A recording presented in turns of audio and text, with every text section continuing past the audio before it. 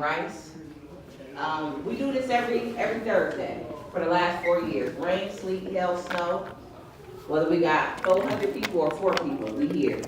We have not missed a Thursday yet, unless it was a holiday. 3 Thanksgivings, a Christmas, and a New Year's. Other than that, we've been here, we've been consistent, and we've been building. The mission is 10 to 5. Anybody who's been here before, we understand what that mission is. That mission is to make Atlanta, the city of Atlanta, a top 10 hub for blockchain innovation in 5 years. We're almost 4 years into that mission. And what that mission means to me is, I truly believe that innovation and just a builder's, I'm sorry, I just see all them crumbs. But just a builder's mindset in Atlanta, it's slept on, quite frankly. And our job is to change that.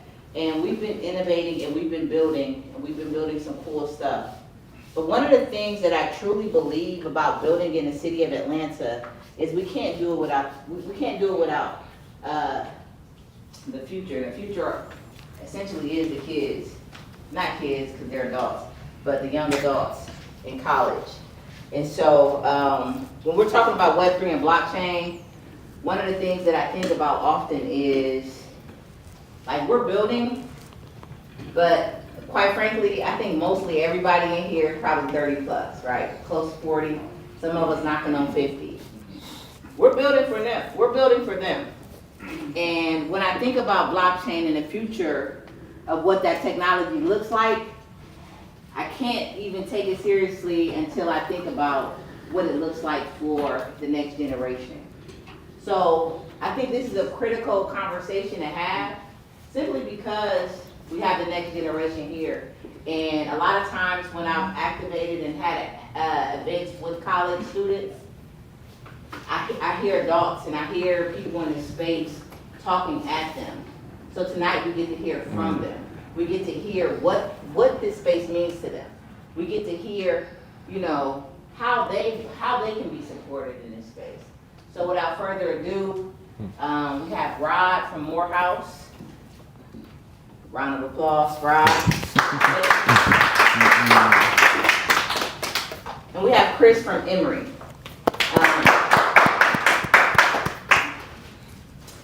And Joe's going to be leading the conversation. I'm a double dutch in a little bit. To be honest, I do have to be somewhere a little bit later. However, we're going to go ahead and get this thing started off with none other than Just Cheese, aka Joe. Here you go.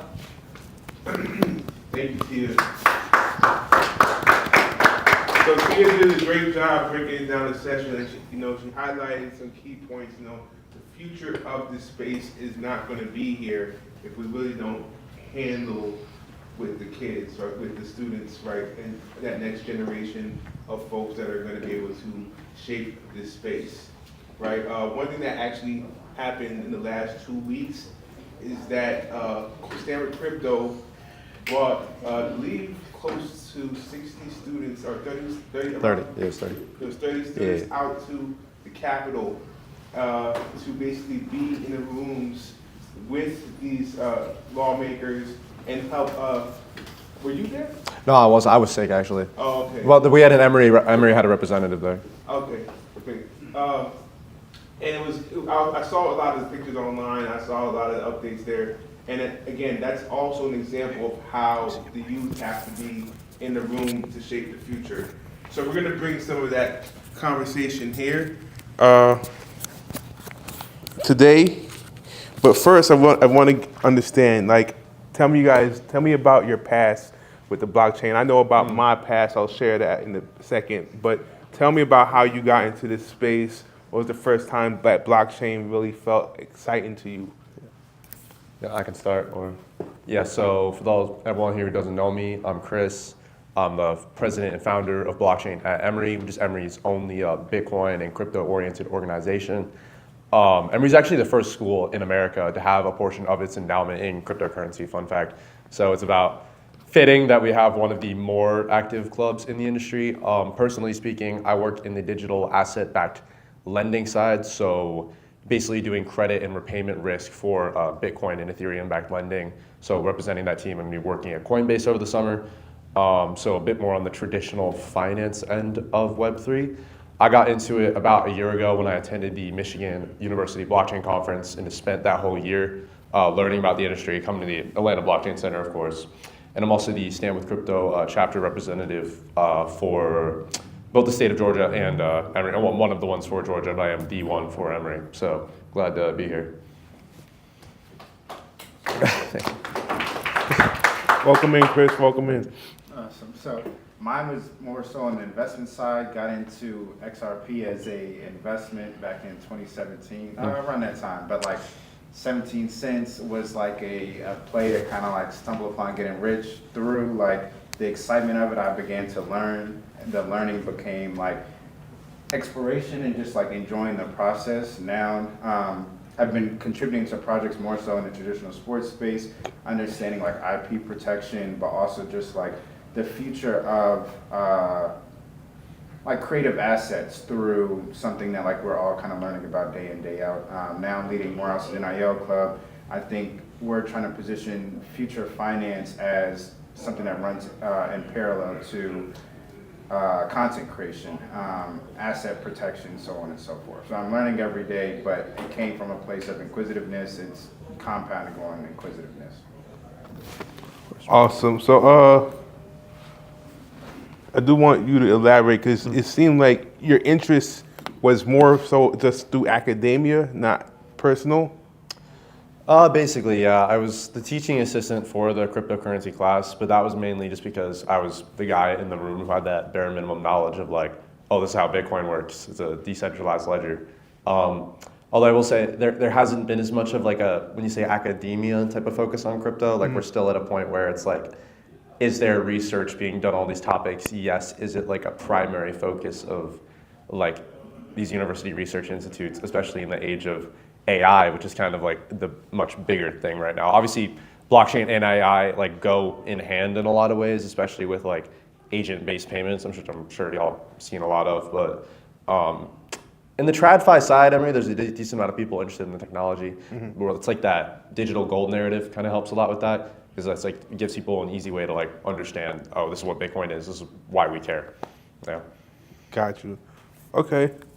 So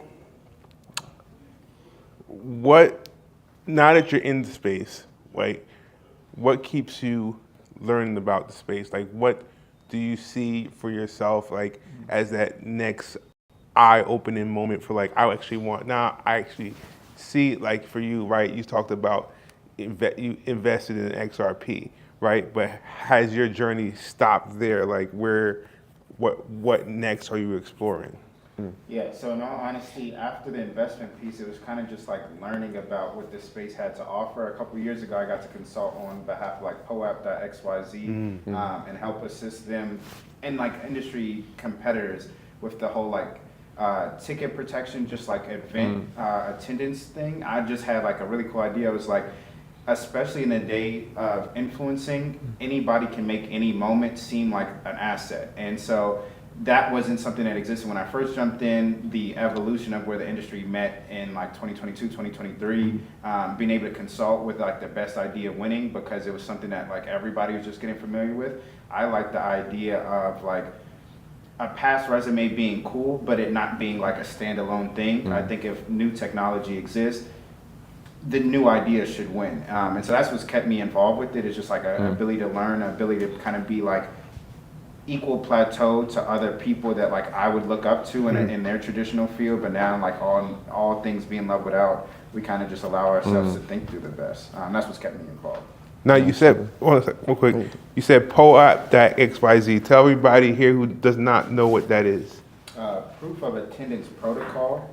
So Ticketmaster was coming in, I think in like 2022, to kind of jump on like the NFT wave. And Beyonce, Taylor Swift, everybody was in these like competitions for like their ticket sales Ticketmaster had already started their started getting probed into Collectible their tickets. monopoly. Yeah. And so and, I think like they were trying to find a way to break down, but they also were looking a way to kind of like stay in the future. And so now with NFTs being a thing that like the masses were inquisitive about, they were looking for a pivot that allowed them to kind of stay competitive, but also like embrace the future. POAP was somebody that again stood for proof of attendance protocol, and they were just I joined them through Clubhouse, just again like coming on a platform saying that like, yo, I went to this event in Atlanta. This event was where so and so met this person. If you had a ledger to speak to how this all started on the origin point, I think that'd be pretty cool. That got me on boarded for like a little internship that I kind of just made out of nowhere.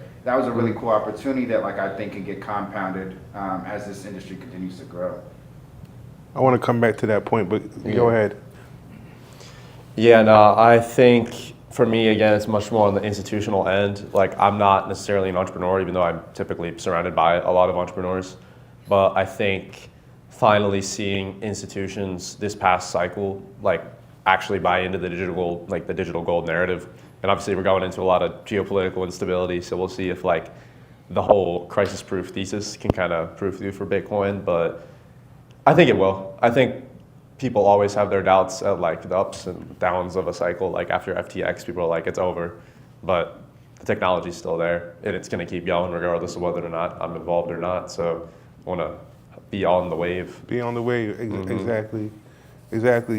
But coming back to what you were saying earlier, right? There's this kind of journey, and at least for me, but there's a journey that gets created in the space, and it's very unique to this space, right? It's one that interacts on X, Twitter, whatever you guys call it nowadays, right? It's one that interacts there. It interacts on Clubhouse. It interacts on these social communities type ecosystems, right? Where you can kind of just like hop into spaces and find someone to talk to, and then or hop on a Reddit. It's like, has there been any of those moments for you guys? I know I'll share one of my stories, but have there been any moments like those for you guys where you like found yourself in a random spaces or like a Telegram group or whatever the case may be? That's like something that might have found you an opportunity, or just might have been like, oh wow, this is interesting. Yeah, Sandbox and Access Infinity. I was interning for community media and was knee deep into the gaming space, had just started Morehouse's gaming club. And so I was super familiar with the gaming side, trying to learn about some of the new gaming coins, and was just able to speak to the gaming industry side on a Twitter chat, the voice box when they were trying to like compete with Clubhouse at that point, and somebody sent like 1,000 sand coins for me being able to speak to like where sand can like take industry leaps in the traditional gaming sense that they weren't really at in the crypto gaming spot. Wolf Games was like an interesting thing, but like again, having a mastery of something that had already been proven out a little bit. We had Amazon Games, Unity Software as like traditional sponsors, so I don't even know if this is stuff that I was supposed to be telling them, but I was just kind of like letting my mouth run about things that I knew about gaming. They were being very receptive and like understanding about what they knew about crypto and blockchain, and then that just like meeting of the minds was a very natural thing that they felt was worthwhile for me, industry like knowledge sharing. And it turned into me benefiting from it. But yeah, I just think like the natural inquisitiveness of this community allows careers to be birthed that like doesn't really happen anywhere else. And for me in my 20s, I'm appreciative of that because it gives me the upside and runway to say like, I can turn a career while I'm still trying to figure something out in school. I can turn this into something that like I can build upon. Yeah, 100%. I'd say for me, there's the definitive moment was like I went to Bitcoin Vegas last year. And I had a friend who just got us into like a lot of very like Van Dyke, Gemini stuff. I ended up meeting like Tyler Winklevoss, who's like if y'all seen The Social Network, he's like the blonde twin. He's one of the blonde twins that are like the ops in the movie. He was just talking to me about like, you know, the student movement and like the prioritization of like people at his company Gemini. And then he like followed me on Twitter, but it was just like, wow, like if this guy's a billionaire off of this now, caught Bitcoin at 3,000 and is almost believing in this future. It's like, who am I to be like, oh no, it's not this, it's not that. It's like there's people a lot smarter than me endorsing this stuff. It's kind of what I always say about stuff like this. But that was definitely a very powerful moment because it's like you can make it off of this. I didn't understand that. Oh, hello. Hello. Introduce yourself, but then I'll have a question just for you later on. Yeah. But go ahead and introduce yourself. All right. Did not know I was going to be in the hot seat today. But, nice to meet you all. My name is Caleb Searles. Oh, thank you. Nice to meet you all. My name is Caleb Searles. I'm a sophomore marketing major from Chicago. I currently attend Morehouse, and I'm the founder of a clothing brand called Blank Canvas. Nowadays, a lot of clothes are meaningless and mass-produced. What we do is preserve cultural stories by embedding tech into garments, and that's pretty much it. So. That's exactly why I want to talk to you about, but I'll get back to, you can hold on to that mic, or pass that mic around though. Okay, so we talked about, I wanted to share my story actually. So, similar story to what you just shared about Bitcoin Las Vegas, but mine is about ETH Denver. Right, and I would just say, like, I've been to a lot of tech conferences, and the last time I felt what I felt at ETH Denver was when I went to South by Southwest, right? And the thing about South by Southwest is that it took place in Austin, and when I was going there in 2015, it was a time at which, it was still very much a young conference, right? And there were concerts all around Austin, downtown Austin, right? And parties on like 6th Street, if you've ever been to Austin.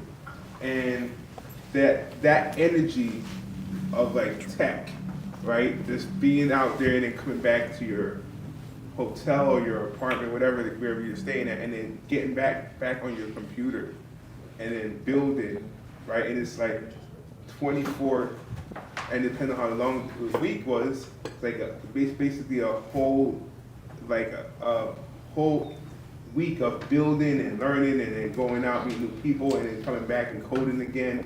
It's just very invigorating to be like around that much productivity.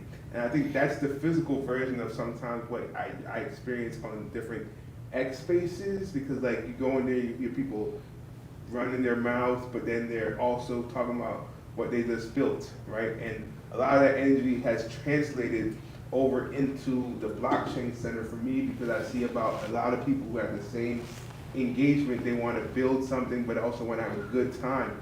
So that's what has kept me going in this space, because I think it's a very unique energy that comes with innovation. It comes with disruption. It comes with people who want to just like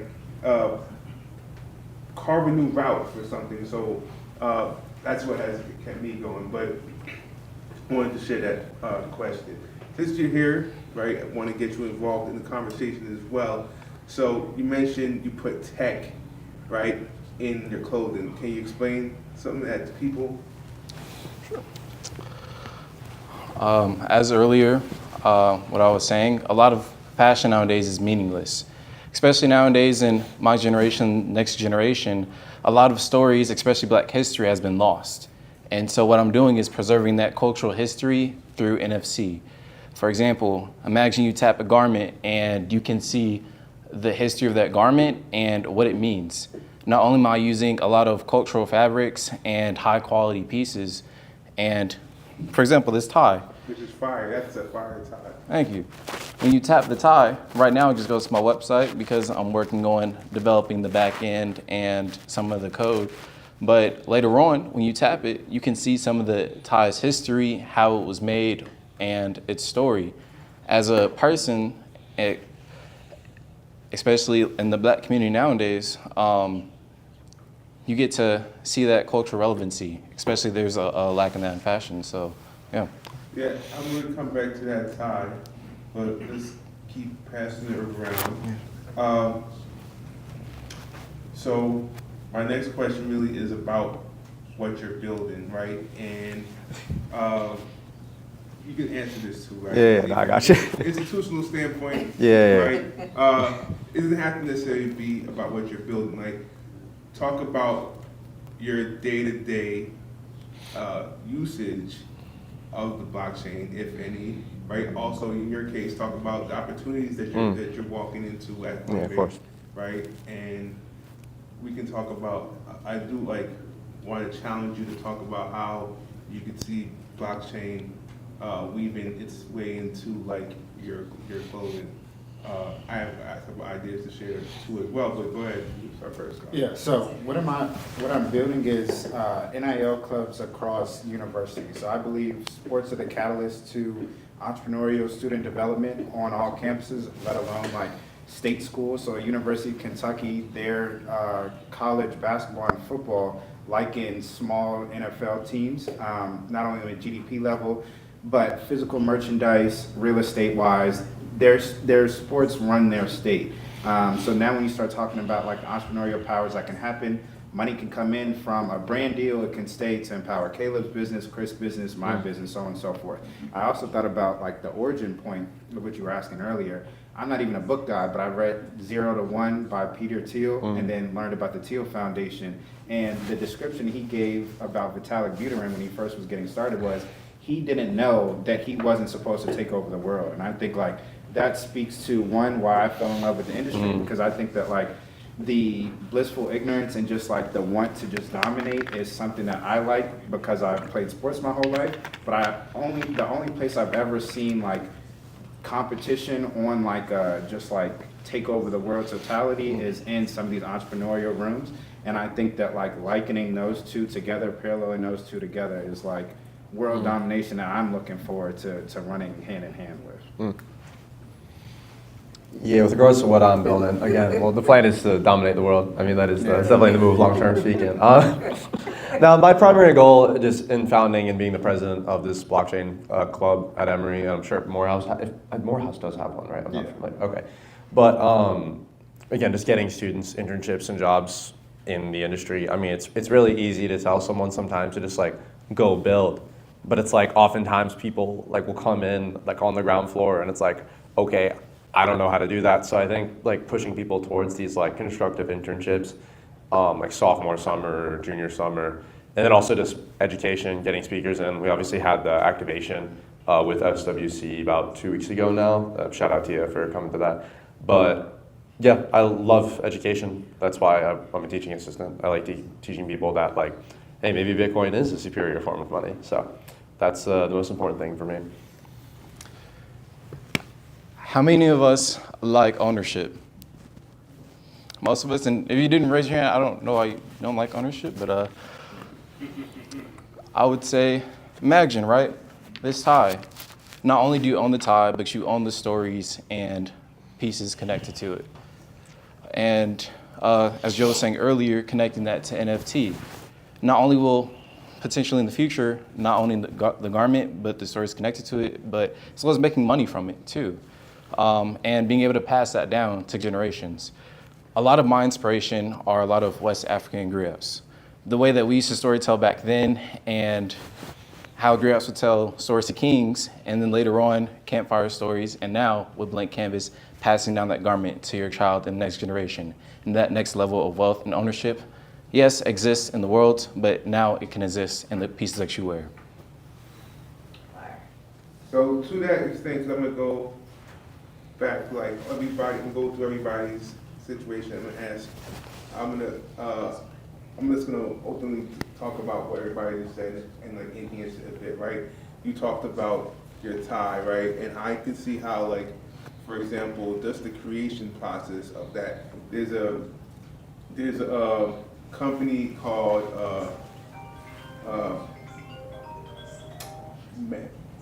Montage. Right, Montage is this company started by Sean Witherspoon. Right, Sean Witherspoon used to work for Nike. Right, when he left Nike, he started his own thing, but he also started Montage.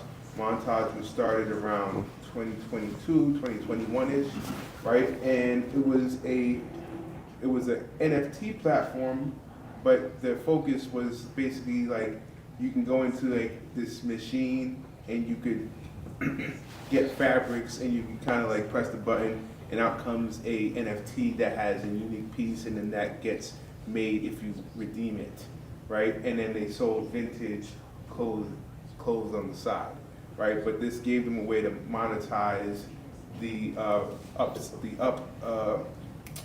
what's it called? Not updrift. It's when you upcycle, right? It gives them a way to monetize the upcycling process of fabric because we all know, I don't know if we all know this, but actually fashion is like the third largest waste industry, right?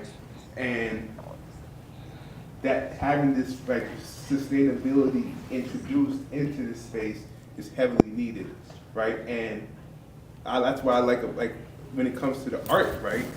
It repurposes the garments because now even if you don't wear it, it's something that can gain value from being an art piece, right? So that was, that's coming. That's my take. That's my perspective on like what you're doing, right? And like from the club perspective, right? And even as you're a student leader in Stand With Crypto, because I think like this is an example for everybody to also recognize like how not only like the job opportunities, right, and the education opportunities that are starting to form, like how much of your engagement with the students and with the material is actually turning back into updating those materials? I would say not as much as I would necessarily like it to be. Again, it's a big ask to put on any given form of student to like, hey, let's like add to the industry, let's like make a project on Solana and Ethereum. Again, I feel like there is a bit of a idea now, it's just like, oh, just vibe code everything, but it's like, there's a process behind that as well. The most direct translation I think we're gonna see, and I've been enjoying like seeing thus far, is people previously were like, oh, if I don't get investment banking, then I'm gonna do consulting, and then I'm gonna do sales and trading, and then maybe if I can't get anything else, then I'll look at some stuff in Web3. And I think a big shift relatively recently has been like, obviously if someone's like getting an offer from like Goldman Sachs, obviously they're gonna take that over like, I don't know, something with like the Ethereum Foundation or like Galaxy Digital, something like that, right? But I think we're definitely seeing it start to improve in like the priority rankings of the people. I think most of that has been through the education program that we did, being like, hey, you should pay attention to what these firms are doing regarding Web3 because they're gonna need someone that knows what they're talking about regarding that not too shortly in the future. Which as of right now, most people can't. Like, again, we're all in Web3, everyone here. We have this assumption that like, someone might even know what like a Bitcoin is, but like 99% of the population is just not there. Like even though like you'd think it's like, oh, it's 100,000, $1.7 trillion market cap, people might start to actually know what a Bitcoin, no, that's not the case at all. So everyone in this room has like that form of asymmetric opportunity. That's what I like to call it. Well, I didn't come up with that term. It's like a already used term, but the bar, it sounds weird to say that like the bar is lower, but like it is. Like the asymmetric return I was able to get by gunning for something in digital asset-backed lending as opposed to like normal stock-based lending was very effective for me. Why? Because who is making crypto their priority? The answer is not enough people. The answer is there's more money and more jobs in this space relative to the amount of actual driven people going after it. And that's, I guess, what I try and tell students is that, shit, would you rather gun for that, these people that don't want you, or would you go in the industry where they're like young talent? Yes, love it. All of them, give them. That's what I have to say. That's a good point. That's a good point. To back Chris and jump in on what you said as well. Like before, I'm a sneaker guy. Before Sean Witherspoon got his Nike deal, he had round two in 5 different states for 15 years. And so I think to like happy medium, both of what you guys are saying, it's like if you get good enough at anything, somebody is gonna want you for everything. And so like I think that like what he just said about crypto and blockchain is value to the right person. He just has to find the right person to listen to him. And so that's kind of like where I'm at now. I think traditional sports is a very, very like shark type of business, but traditional sports with a crypto widget could be a singular divide. And so like those are the type of things that I'm trying to do. I'm trying to learn every day. I'm trying to surround myself with people that learn every day. And I think us as a collective can be a lot stronger than one single person that has like the seat at the table. It's just like, is it our day to take over tomorrow? Is it a week after? Whenever it's our opportunity. Yeah. But yeah, it's on the way for sure. Exactly. So I'm gonna just double click on that because, right, you and I talk a lot about NIL, right, and the value of some of these players that have a market forming around them, right. The solutions that I see in that space, right. You talked about ownership earlier, right, but other things to make it more tangible for people here. When I think about the markets and the money that gets put behind some of these players, right? You have DeFi mechanics that can be applied to what they're doing, right? And that not necessarily saying that you can launch a coin, but what you can do is create a liquidity market for other things to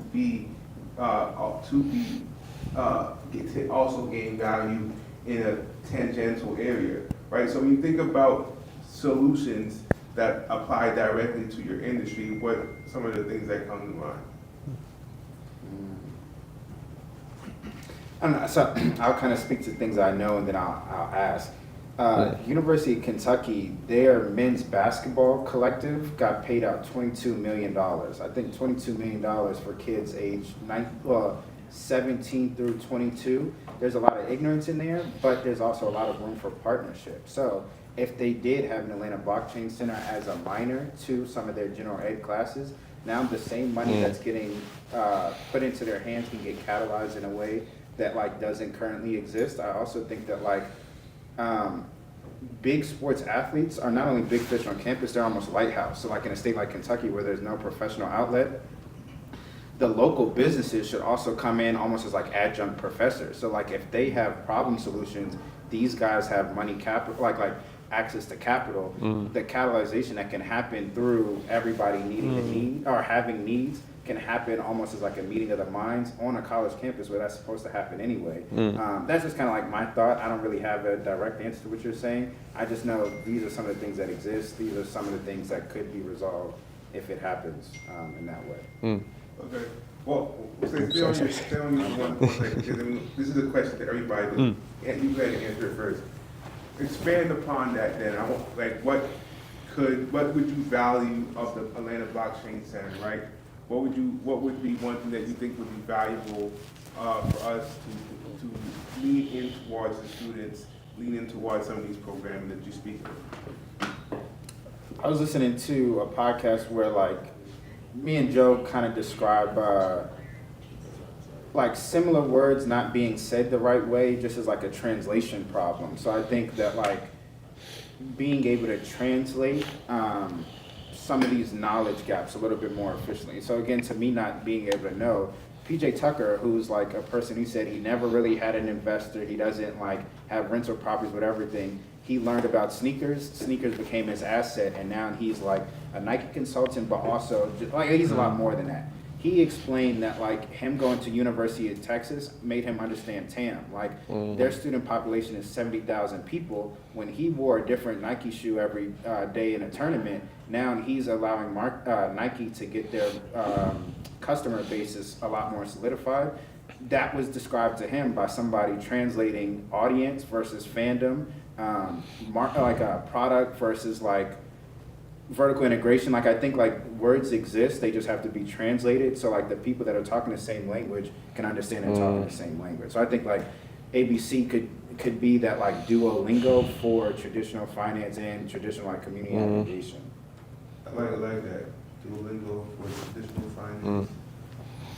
Yeah, I'd say with students, look, I feel like you have to be very direct with the value proposition of what any given event is going to entail.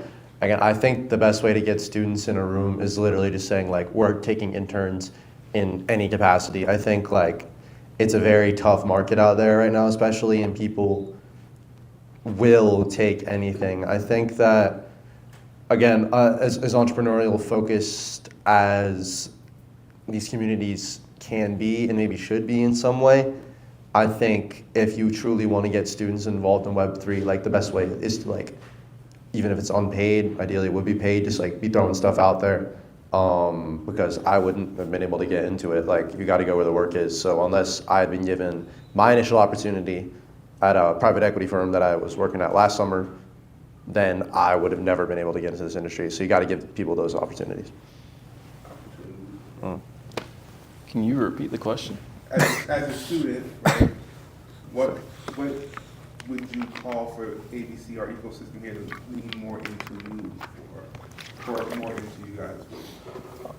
As a student, I would say the number one thing is, Aaron, remind me of your name? Chris. Chris. As Chris was saying earlier,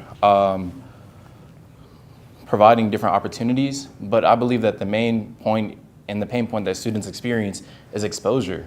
A lot of us don't know or don't see. Like, as a student at Morehouse, I'm in a lot of different organizations like Center for Black Entrepreneurship, Morehouse Innovation Entrepreneurship Center, Showcase Atlanta. But a lot of these things I had to outsource or outreach for.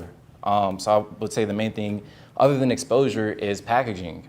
How do we feel or how do we see these certain things? A lot of us kind of, as Rod was saying, see it as like kind of academic or technical versus seeing it like, how can this benefit me? How does this help my everyday as a student? For example, I know a lot of organizations kind of package their lessons or programming as grow or gain this job instead of here's how you can make the most out of your HBCU experience or out of your college life. Like, kind of changing that experience and pivoting to different messaging is a different way. Yeah, because what you're saying is, yeah, you're going to get the most out of your HBCU experience, but really what you really want is that job. Yeah. Yeah. That makes a lot of sense. That makes a lot of sense. So, aspirationally speaking, right, all of you have spoken about something that you're either working in the blockchain or exploring it, right, for your own entrepreneurship goals or, personal endeavors, right? How do you see that maturing over, let's say, the next 5 years? You can start and pass it. Yeah. Okay. I'm a sophomore, so within the next 5 years, right now I'm doing a lot of pitch competitions and accelerators, growing a lot of my business acumen. Coming to Morehouse, I'll be real, I wanted to be a data analyst, but I don't like math too much. So, I chose marketing instead. And then being in the MIEC Center, Morehouse Innovation Entrepreneurship Center, I learned a lot more about tech and got into the tech community. I mean, that's why I'm here today. Appreciate you, Joe, by the way, and shout out Versus. Being in these different spaces kind of helped me wanted to learn that tech side as well. So in the next 5 years, kind of shadowing or being in these tech spaces and growing, and by that 5-year count, having all that business acumen, that tech side, and fully launching. Yeah, I'd agree with the business acumen point a lot as well. Again, that's why I'm going to something as institutional as Coinbase can be. It's not necessarily like, well, the thesis of crypto is decentralization, and then people talk to me, Chris, they're like, how do you feel about the fact you're going to be at the most centralized organization in crypto?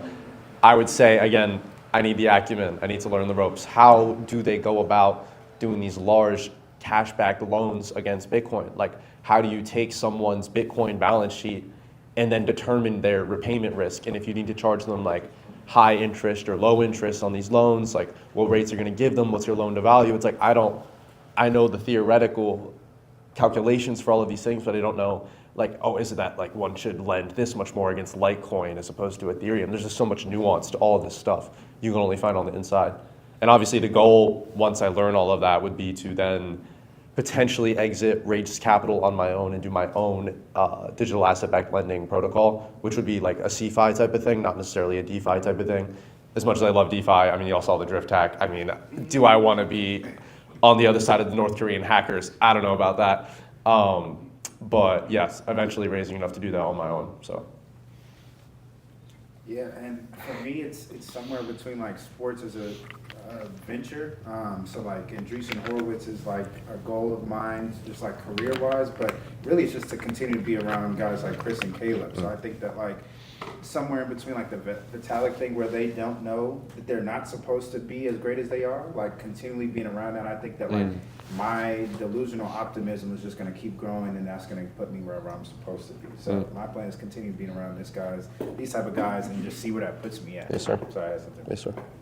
So, okay, taking it off of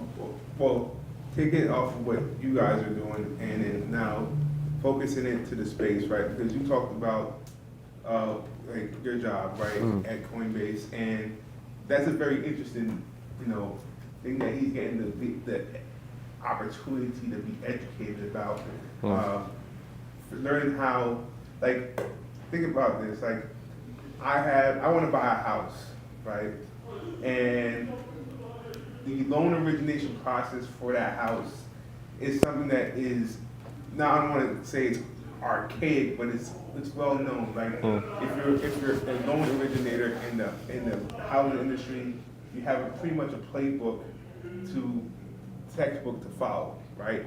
Now you're talking about, how do I back loans with Litecoin or Bitcoin? These assets are relatively new, right? But getting that first-hand experience to an industry that is, this is where the question comes in. 5-10 years from now, right, assuming it's still here and still striving, more people are going to have these different assets in their pockets. Well, technically not in their pockets because they're not physically tangible assets. But my point being, the industry itself, right, in this future where people are going to be utilizing this technology more, what do you aspirationally see as something that you hope that's happening, like whether it may be on like the ticketing side or the finance side or fashion side, whatever the case may be. Like, what do you guys see as a space, as whole totality that you like aspire to see come true?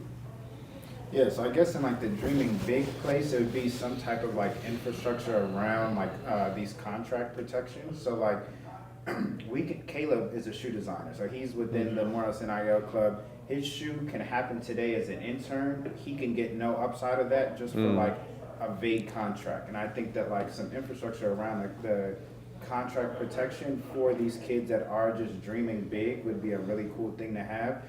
Even if it is niched out to being like as small down as like his aglet is something trademarked by him that can happen at a Morehouse but can get extrapolated all the way to like a Nike, a On, or like whatever the next shoe design is from there. But I think some type of royalty distribution for like every piece of the puzzle would be something that's really cool, especially in the social media age where like you can watch one reel and get inspired that way. You can watch a TikTok and be inspired that way. I think the hodgepodge of ideas in this day and age would be really cool if that gets to like find some type of infrastructure, just like a big dream idea that I think would be pretty cool.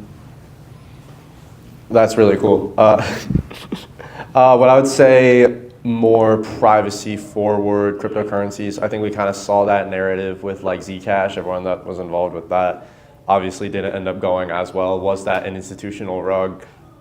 You can find my opinion about that later. But stuff that is more Monero adjacent, except Monero obviously had that very close to 51% attack issue a couple months ago. So I don't think we're at a point where Monero can be relied on to carry the privacy narrative forward just because of that. So I would like to see something more, maybe it would be proof of stake. I don't know how effectively you can do truly anonymous proof of stake work or proof of history work for that matter. But I would want to see some new mechanism through which the digital currency that cannot be traced by anyone goes forward. Obviously, some people question the morality of that. I had a rather extensive conversation with the SEC commissioner about this a couple of months back, but her effective argument, I was like, okay, what if North Korea uses Monero to like purchase weapons illegally? And she was like, I mean, the money itself privacy is a right, regardless of whatever given situation is occurring. So that's a very interesting like regulatory up and down. Second thing I like to see, this is a bit quicker, but like more political engagement. I'm sure everyone here is aware of Stand With Crypto. I'm about to throw a link up for some engagement stuff up here when I'm done talking, but stuff's not going to get done, especially with Web3 gaming. There's so much IP rights stuff that stops that from happening. Like everyone's like, why doesn't Fortnite just have the skins be NFTs? Like they can't do that legally right now. Like the legality issues around NFTs and ownership, is an NFT actually like an acting contract of something within the legal system, doesn't exist yet. We're going to be caught in this loop of the same ideas until the regulations get appealed, and that only happens through orgs like Stand With Crypto. So I'm gonna pull that up while you're talking at that show. Is it this one? Do you know how to type in the? Oh yeah, I can type in the URL. Let's show. Yeah. While he's doing that, I'm gonna double click on a point that I made earlier. One thing that I would love to see grow exponentially in the future is my brand Blank Canvas being the leader of digital technology, especially in fashion. Right now, all the clothes that you are wearing cost you, and I beg to differ. It's actually making you lose money every day because it's losing value. On a QR code. And so the future of that, like I said earlier, is it physically making you money through NFTs, through blockchain. Because imagine, you can pass on to your kid something that you've worn, and it's grown throughout all those years. Not to mention this artist, but one inspiration that I have seen with Tory Lanez is what he's done with NFTs and selling that album, within 1 second and making all those leads and sales. So kind of taking that model of things that are exclusive and letting them grow exponentially. So. Yeah, so I want to expound upon like a couple things that they all said. One, I'm gonna start with the conversation around the private credit, and money needing to be private. I think that was one of the things that made the internet go exponential, right? Like the internet, a lot of you may not remember, neither do I was too young, but I read about it later on. The internet was very public to start from like a security standpoint. Everybody could kind of see what everybody else was looking at. But then it became private, and at that private layer to the internet, the ability to go on notice it increased the use cases around the internet. And I think the same thing will happen with money, with crypto. I mean, there is the ups and downs of that, but if you're, so-and-so, and you are being questioned about your purchasing planes, right? If you want to buy planes, that's your business.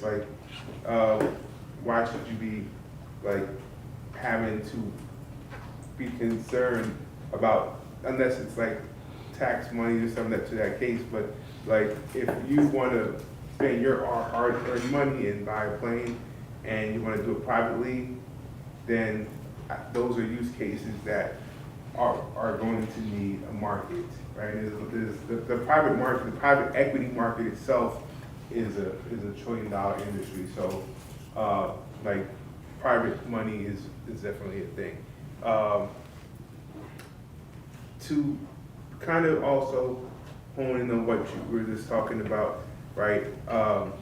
With individuals that want to pass down and utilize NFTs, is that aspirationally being a thing. I also wish for that, because whether it may be real estate or it may be just experiences or art, right? When you can really have a representation of that on chain, and then being able to, there's a lot of waste, financial waste that happens with third parties when you have to buy a house, or you have to buy art. This whole title check-in and the amount of money that gets, or time also that gets spent on just justifying is this title truly is this person?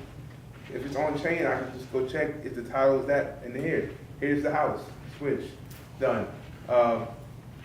So I like all three, what you guys are saying. Those are things that I aspirationally think as well.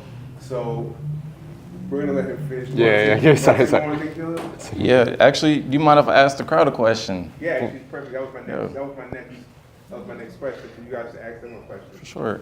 Where would you all like to see this space grow or develop into within the next couple of years? Any takers? Anybody?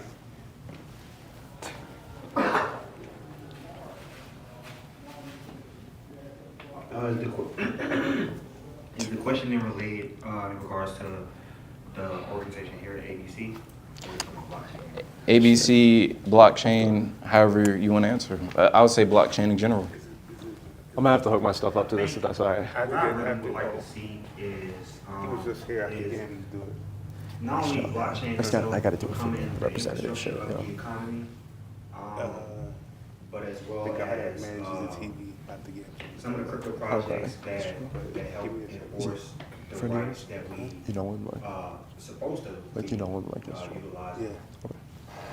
That's what I really want to see. I want to see these projects being implemented as infrastructure into our economy, and ABC being the organization that is trusted. Just send it to you. Not even just, you know, in Atlanta, which is. Okay, yeah, can you strategic give me a place, number real quick? As far as, 343. You got the 44. Yeah. proximity, 343 but as well as 6 what? Atlanta 6609. being looked at as a leader because of our reputation in the creator, in the creative arts and music entertainment industry. So, you know, I think that, you know, since Atlanta has been leading, with a special regards to the movement, Hollywood, where, you know, it's a lot of unity here in Atlanta amongst different, diverse individuals and groups of people, and I think that diversity is what brings us all together. And so, if we can do things right, starting out with blockchain, with this new phase of implementation, as well as us doing the due diligence to make sure that we stay on top of what's being built, who's building what, and why. You know, we can stay educated and we can continue to push blockchain and tech and innovation forward, so that we can protect what we build and hand it over to our legacy. Anybody else? The question is, where do you see blockchain developing, or how do you want to see it develop in the next couple of years? And after you guys ask them questions, I'm gonna have them ask you questions, so get ready. So one of the things that I'd like to see blockchain continue to do is provide transparency. Now that's a double-edged sword. Let me just say that the powers that be are operating behind the scenes, behind closed doors, and they don't want you to know what's going on. Blockchain brings a certain level of transparency that others can avoid. To your point about having anonymity on blockchain, I think that's still very important. For you young folks that are on the panel, the fact that you have worked in finance, continue to be our trailblazer there. Traditional finance people are continuing to be resistant. It's changing to be one of the first young people in crypto-backed financial instruments. Is groundbreaking. So I'm going to tell you, kudos, man. Keep doing that work because it's going to be important. Mortgage-backed securities, everything is going to be tokenized. Yep. So the question is not if, it's when. So you guys are at the precipice of a huge opportunity, but I would like to see blockchain become more mainstream utilization for transparency and verification. Yes, sir. Thank you. Any more?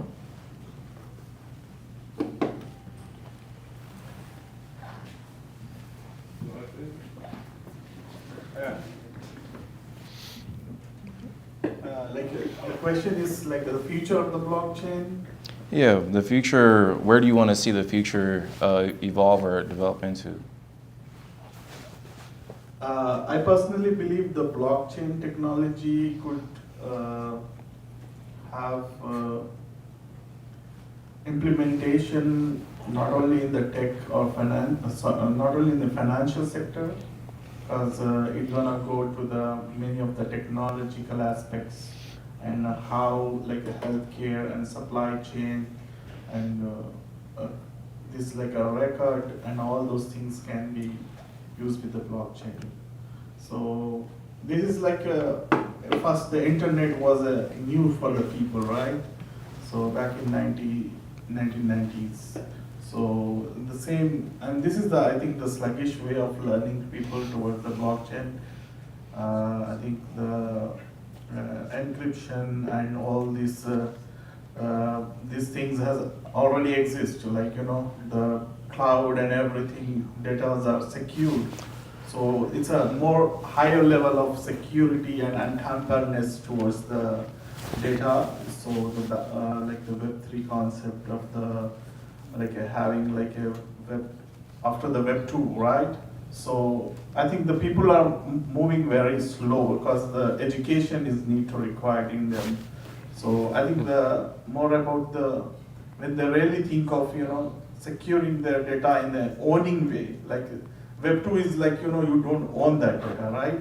So Web3 is like you own the data. When you post it, there is no one is the person who can delete it, right? That is decentralized manner.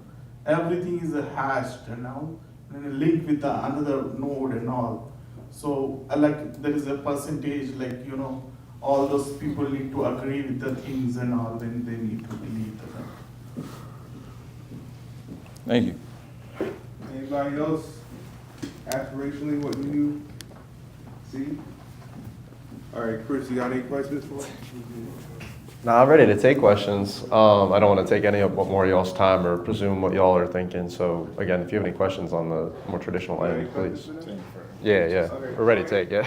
Anybody questions for them? Questions for students here right now? I forget who was it that brought it up, but one of you brought up NFTs and how, you know, there's like this we're like in this moment where because of how blockchain came into existence and where we're at as far as you know, protecting and registering IP, right? Because whether we realize it or not, right? America's biggest export is intellectual property, right? So, you know, it's a really big thing because everybody's using AI and AI generated works can't be copyrighted. So how do you protect your assets, right? When you're using technology to help assist you with the creation and you can't even protect it. So, you know, that's one of the lanes that I'm trying to solve problems in. But I do see that being a really big fight where some of the organizations that hold a lot of the power try to maintain that power. And so I don't know if I specifically asked the question, but I guess the question is where do you all see that pivot? Y'all actually in you know the education you know organizations and you guys are actually like seeing the evolution not only by your peers and your colleagues, but the way that their minds are creating the new world and the new economy. So I just kind of like want y'all's input on it. How? Yeah, that's a lot.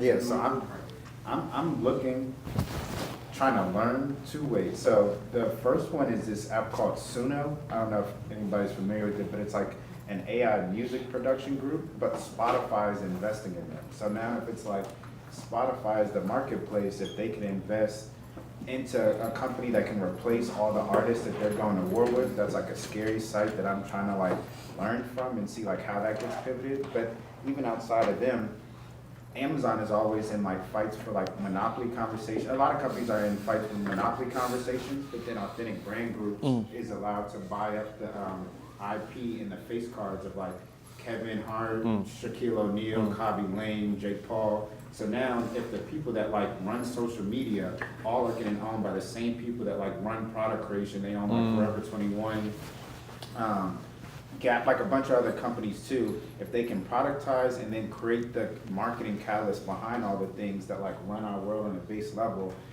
and now they also have AI to like mass produce it, I'm not scared, I just like think that's a problem, and I'm like, where is this gonna lead to? So like, to your question, like I'm learning and gathering information to what the top of the funnel seems to look like and trying to prepare myself for things that seem like a problem.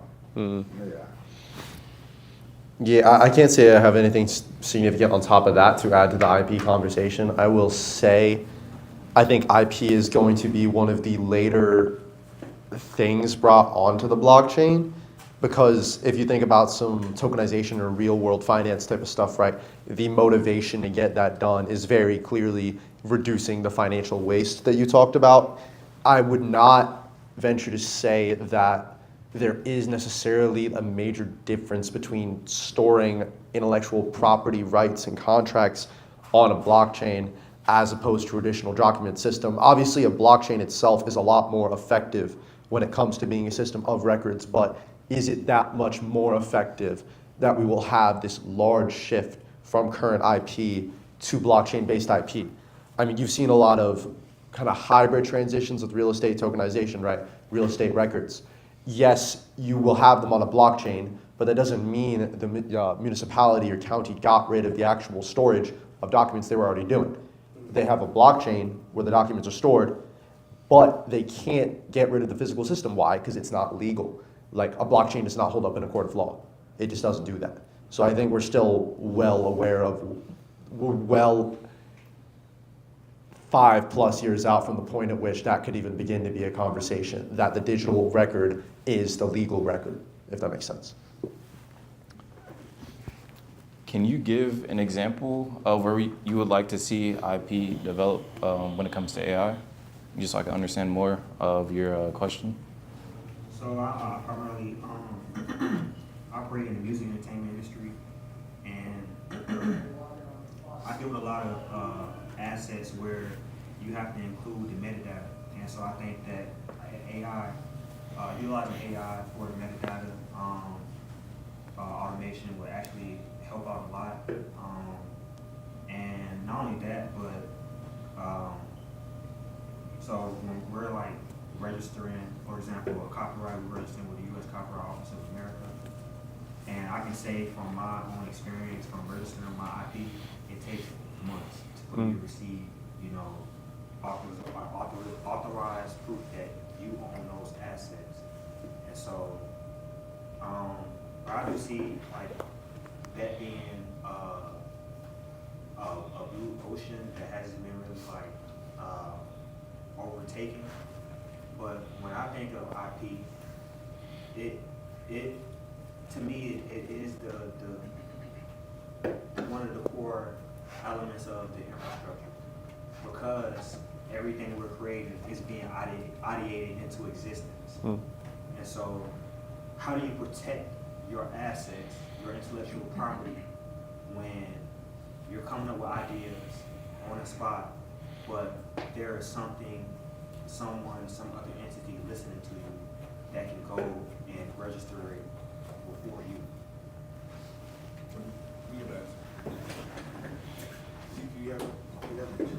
So for those of you who know my background in both finance and law. I think he's answering his question. U.S. Patent and Trademark Office. The most important thing is to file your initial provisional patent. That gives you what they call as your placeholder. And you have 1 year and a day to make any modifications or changes or enhancements to that initial patent. So if you have an idea, and again, depending on whatever your budget is, you would initially want to file your provisional patent. That gives you a placeholder. And you in turn at that point can build on top of that. From the standpoint of bringing it on chain, it will again provide you with a accurate, immutable record that says Chris was first, Joe was second, my man was third in terms of ideas and when those iterations came up, okay? So right now, unfortunately, there's a backlog. Most of the US government is in various backlog formats. They're still recovering from COVID. So right now, you can file something in the Patent and Trademark Office. You're not gonna get assigned a patent attorney for at least 3 to 8 months. So, but you can file your provisional patent online, and that is good as a placeholder.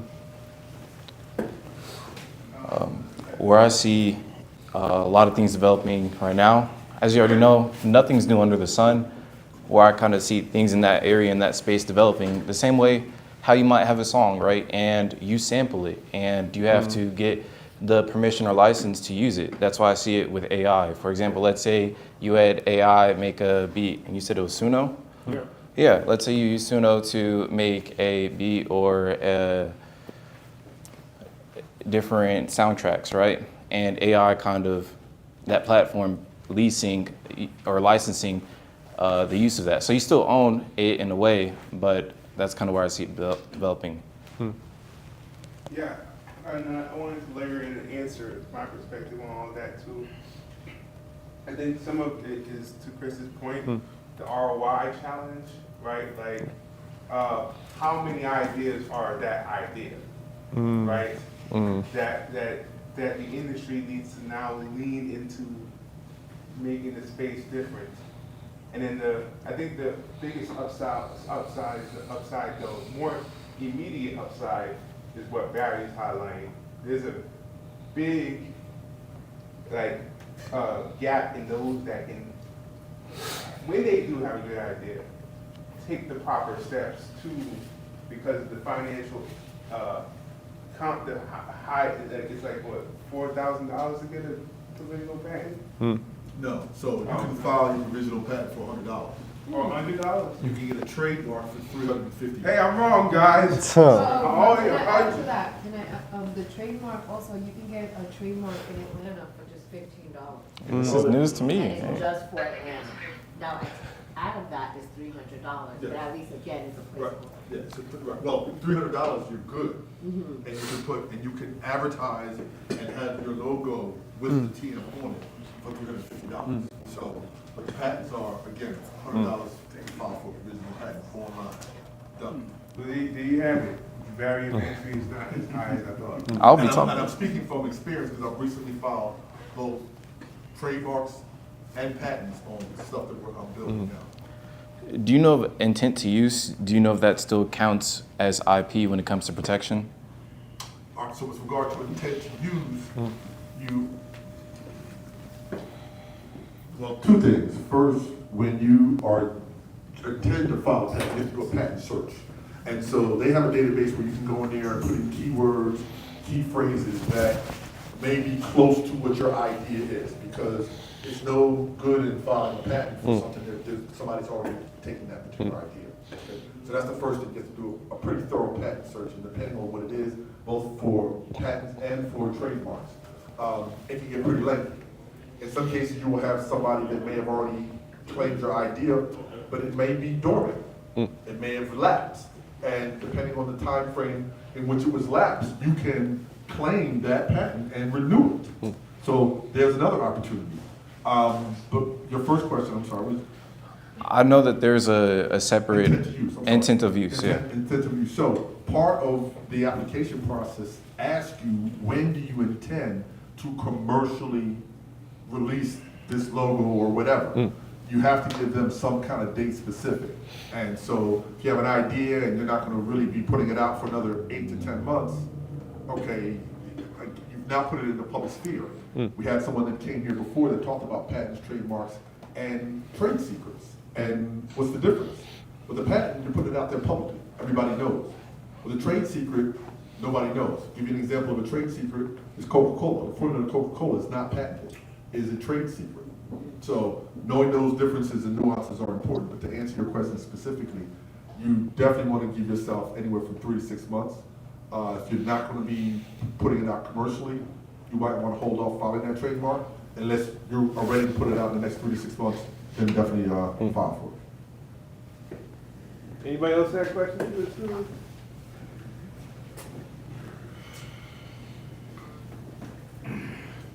I have a question. Okay, you do that. Hola, hola, hola. My name is Catherine. That was really great container of knowledge. So my question is like, what do you guys need? You know what I mean? What is it that you're seeking that will help you move what you're doing forward? You want me to be full transparency? Go ahead, all of it. Okay.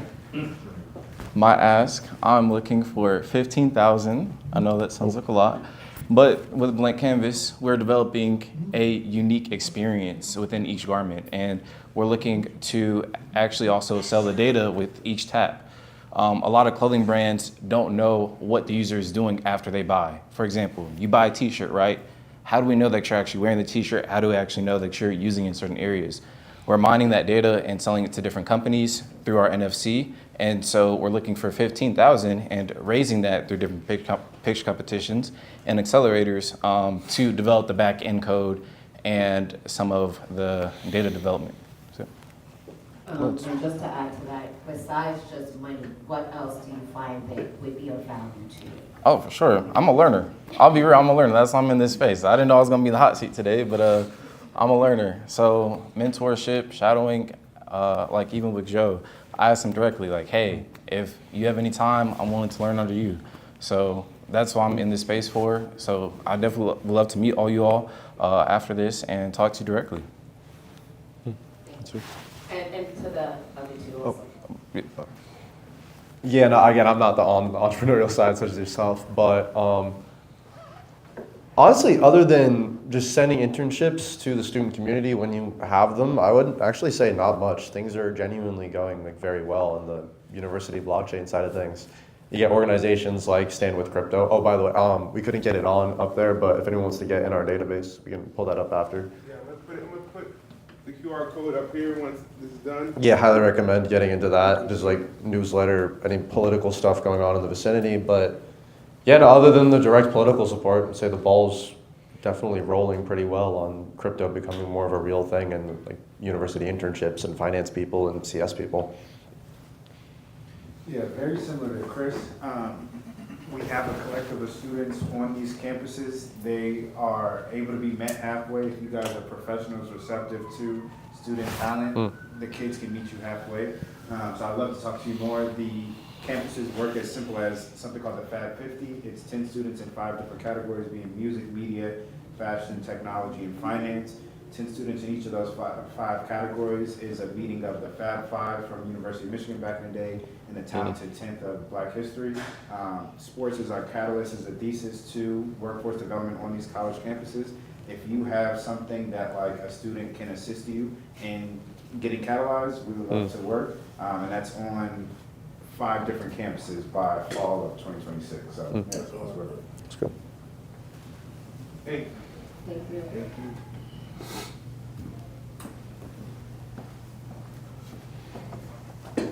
Yeah, it's just a question back to the trademarks and the copyrights. Is there like a central site you can go to just kind of research what's out there? USTPO.gov.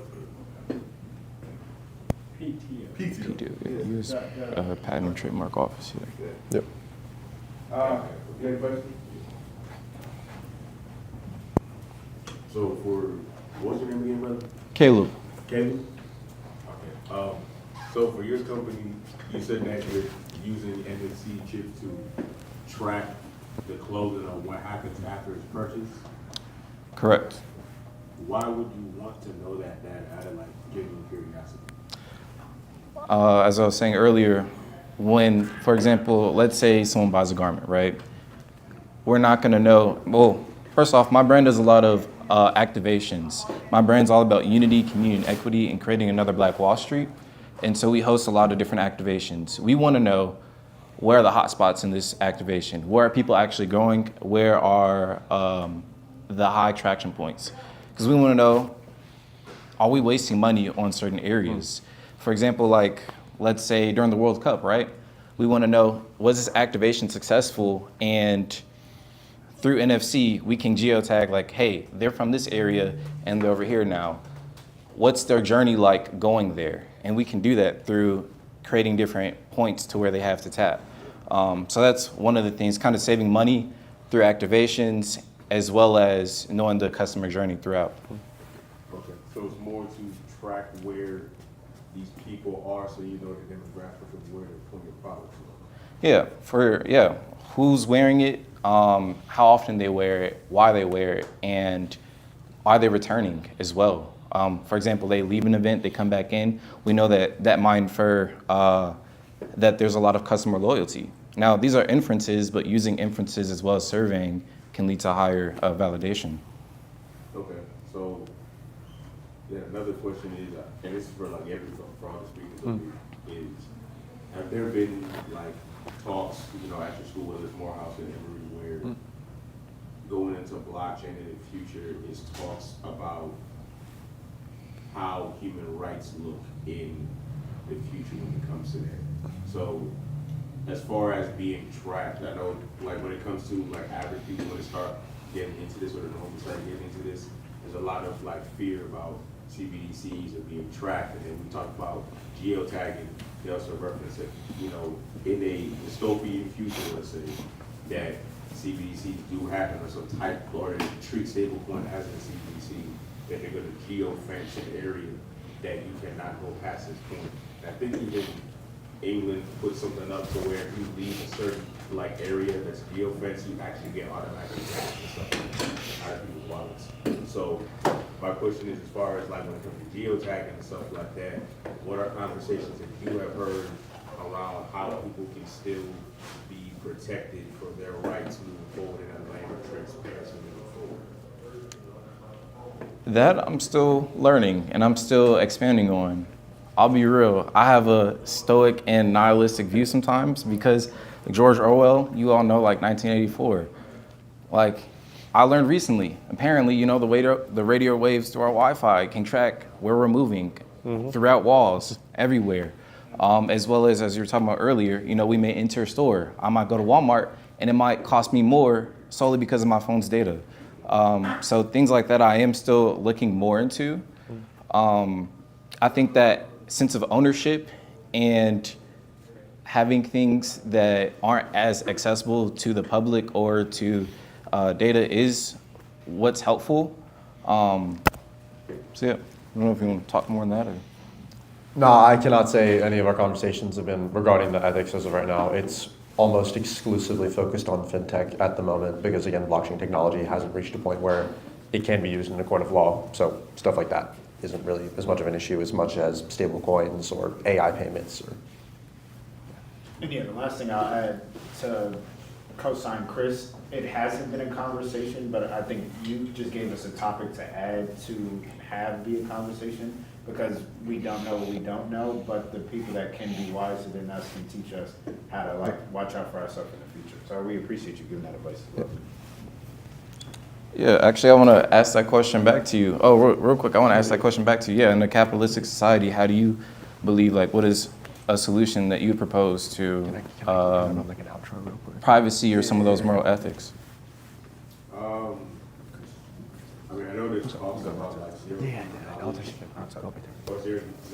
proof things. I actually say, my bad, I think like implementing that to certain blockchains would be helpful as far as if there's going to be transparency, the information that's being shared is only what needs to be known versus everything.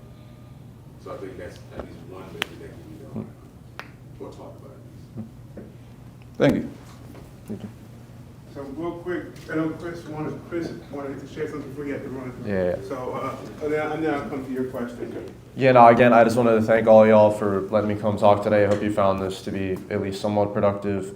Anyone's welcome to get my information from Tia specifically. I, again, don't need to get going, but I would highly recommend everyone to scan this QR code if you're interested in any capacity about what I mentioned on the political angle, getting involved with Stand With Crypto more, or honestly just reaching out to the given Georgia representatives.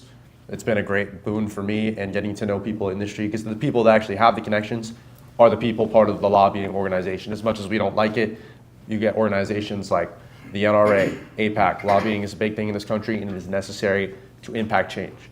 This is an example of that, and as the representative, I would endorse it as a project. But thank you, everyone, for having me. I hope you learned something productive. Thank you, Chris. Thank you. Thank you.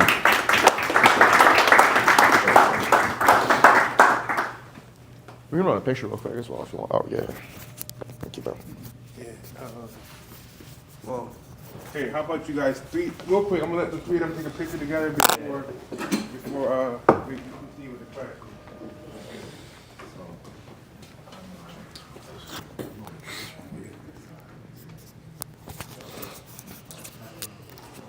Oh, the background. So, I don't fuck with it.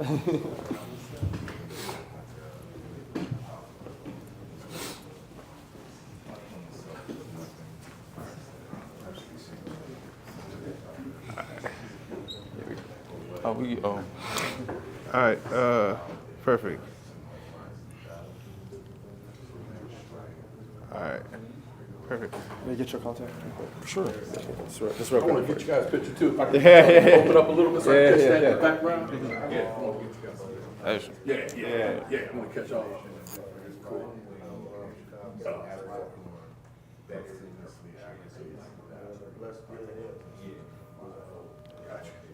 Thank you. And we'll continue the questions. Do you guys, were you guys going to exchange? Go ahead.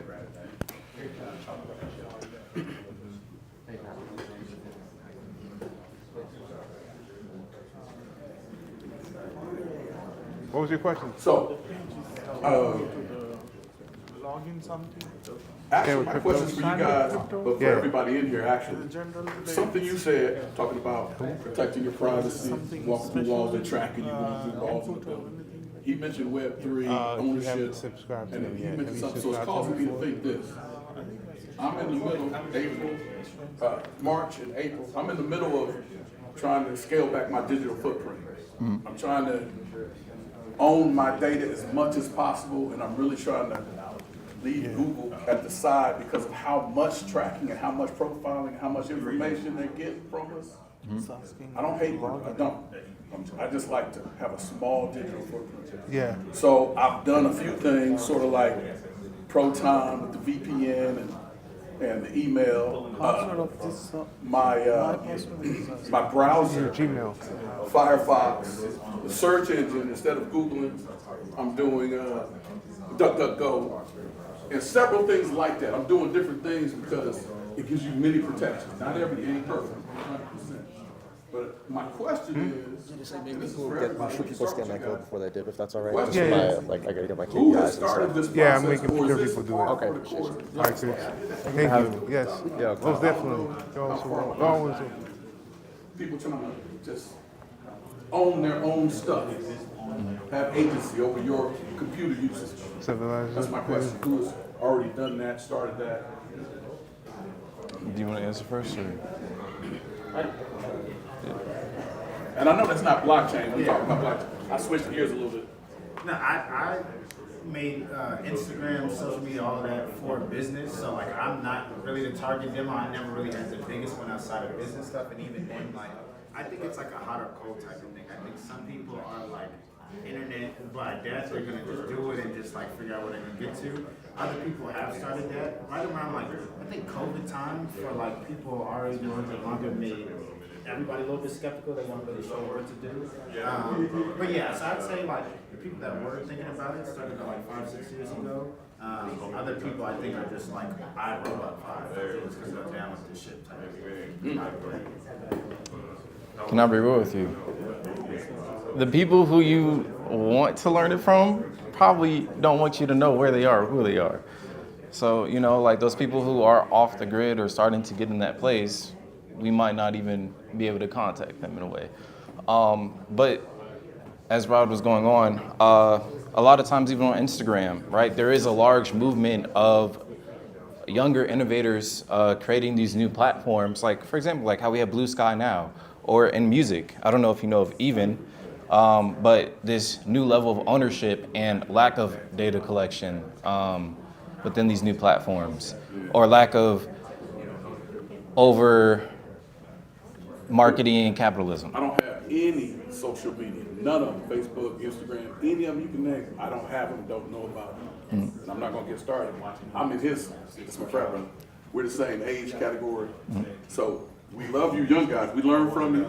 We learn from you. We respect how you're moving and what you're doing. Dude, I'm in my 60s, mid-60s. And I'm not gonna start with social media. So I'm just trying to protect my information on the internet.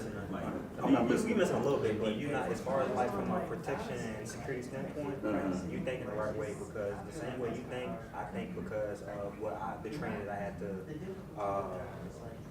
take when I was in middle school. Oh, yeah. So Yeah. like, that's why like my Instagram profile is private, because like we're gonna start to see a lot more malicious attacks, you know, stuff like, for example, like somebody could be like, hey bro, can I use your laptop to, you know, to do this? Use some cord that has some technology in it, and then swipe my information. So you're not wrong by taking information. Right. But you are missing out on a little bit just by not, you know, being in the algorithm. Right. I mean, I think that's also, well, I was just saying Instagram and the fact that I have seen a large wave, or at least that's what I see in my feed actually. There's a lot of people trying to get off of Instagram or these platforms and kind of telling them how to do that through the existing platforms. Like for example, I learned about that through YouTube. You know, the fact that Wi-Fi is doing that with us, but even like, you know, learning that the iPhone, I mean, of course, this might be no knowledge, but I didn't know this, that of course that long terms and conditions, anything that you search, anything that you use for your iPhone is automatically, you know, under their rights. But as well as like just using platforms that are known for security, like for example, Microsoft, different things like that, like Word or other platforms. Yeah. Any more questions Oh, I got one more question. for the students? For them? Okay, cool. So my question, because your business model involves NFC, right? So my question is, have you found a superior way to reduce the threat of malicious actions and intent with NFC? Because you can, basically anybody can like download the app and reprogram the NFC chips. So I was just wondering if you found a more protective way of using the technology, because I use it as well. My company is partnering with a company that embeds the NFC chips into a coin, and so they have a patent on that. And so by using it and stuff like that, I can reprogram it within a couple minutes. But the only solution that I've been able to find to protect and to keep bad actors from using the technology malicious intent is to program the third OTP page with a to where it's permanent and you can't reprogram it. So I was just wondering if there was like another way to do it besides having to do it from the foundational page. So do you mean like the example you gave earlier, right? Someone swiped your computer, but in this version, for example, let's say someone swiped one of my garments, like a jacket, right? And they reprogrammed the chip to where it pays them $100. And then next thing you know, you tap it, you're thinking about you're about to tap into the experience, but instead you just paid someone $100. Is that an example that you would give? Yeah, like let's say for example, somebody bought a garment from you, but reprogrammed it, and now they're like using it and going around like getting other people to tap it, but those other people don't know that this is a bad actor using technology for malicious intent. I'll be honest. I haven't thought about that problem too much, and so I definitely do want to talk to you about that. I'm humble. I'll be real. Like if I haven't thought about something, I definitely want to talk to you about that to see how we can solve that. Okay. Anybody else? Chris? Questions for the students? Let's go. I am Tio from Labs. My focus and my expertise has been DeFi protocols. I've built liquid staking protocols, different staking protocols, different blocks pertaining to blockchain technology. I like your idea. Funny enough, I actually had an idea 3 years ago called Nodeware, where Oh yeah, that's right. where I was thinking about essentially the same thing, where you take clothing and then you attach it to some form of staking mechanism or whatnot to basically have the person earn passive income while they're wearing their clothes. Definitely would like to talk to you afterwards so I can kind of give you my thoughts about it. I'm always willing to help out whenever I can, but my question would be that, and I know that you just said that you're still learning about the technology, was if you did think about this, what, I guess what mechanisms were you kind of initially thinking about when it comes to the passive income part? I'll be real. The passive income, that was on the spot. I was in the hot seat, The innovation comes when it needs to flow. But on the note of earning the passive income, as I was kind of talking about earlier, that generational wealth, the same way a painting in a gallery is a one-to-one piece from blank canvas is to a wear. So that same aspect, kind of keeping that value, whether that's through activations or through different community partnerships to make sure the value of the brand and the clothing is still seen as high so that it still grows in its value. I'll definitely talk to you. For sure. Thank you. Were there any more questions? Sorry.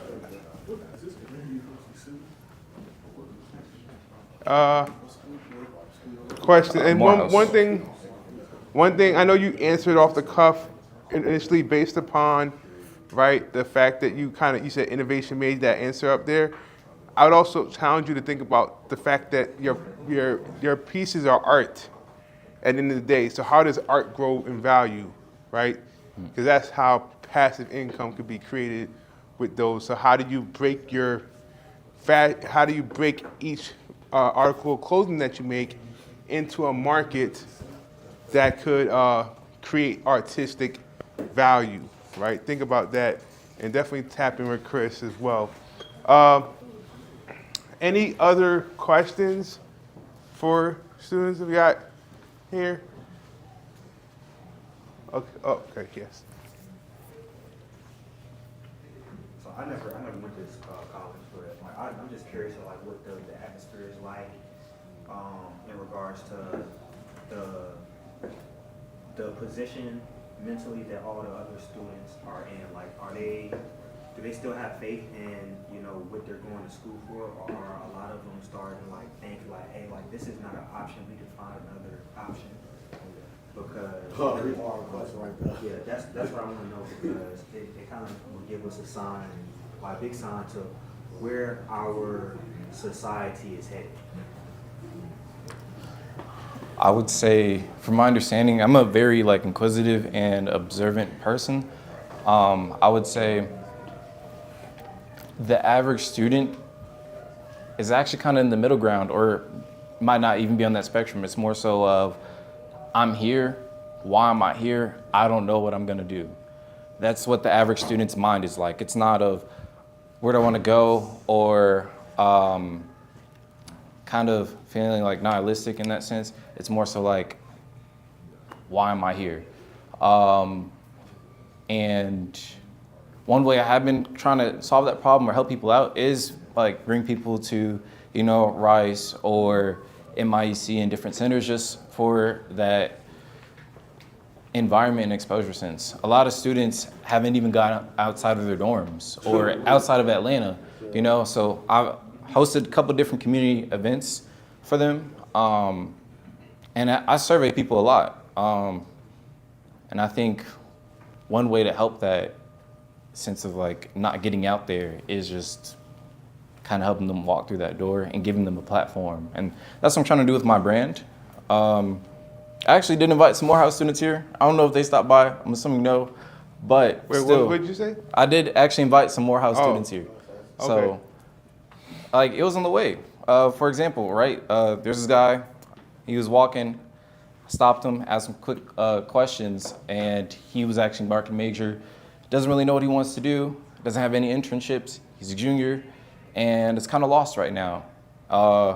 And that's what your average student might feel like. So kind of just showing them these different spaces where they can feel inspired again, where they can feel like, yeah, this is possible, or there's actually people existing here. So I'll double down on that because I'm a little bit older. I went back to Morehouse because I understood the platform that it had if I had a plan for it. And I think that, like, regardless of age, college students now are sponges. So, like, they're taking on the fears of people like y'all or Joe, myself, that's a little bit older, or they're taking on the inspiration. I think that, like, the inquisitive nature is very, very, like, moldable, but it has to be, like, taken care of for that reason. So, like, for me, if you're under 25, I'm telling you, the world is still yours for real. And, like, even if you're older than 25, like, it's still yours, but, like, I think that, like, it's not really told that way. I think that most of them are trying to pay their rent, they're trying to cover tuition, they're worrying about their debt, they're trying to go on a vacation, they're trying to go on a date. So I don't think, like, your real world just, like almost ceiling sometimes really comes into play until it almost is a little bit too late. But if we can kind of, like, put the medicine in the candy, it goes a long way because they are moldable, is my answer. Awesome. Well, if there are no more questions, I would like to again thank Caleb, thanks Rod, thanks to Chris, even though he had to run. You know, it was great to have the three of them really be a voice of, you know, what they're exploring with the technology, where they aspirationally see for this future, because you guys hear from people like myself, you hear from people like Marlon, you hear from you know, Tia, a lot of us who have been in the space for, you know, 7+ years.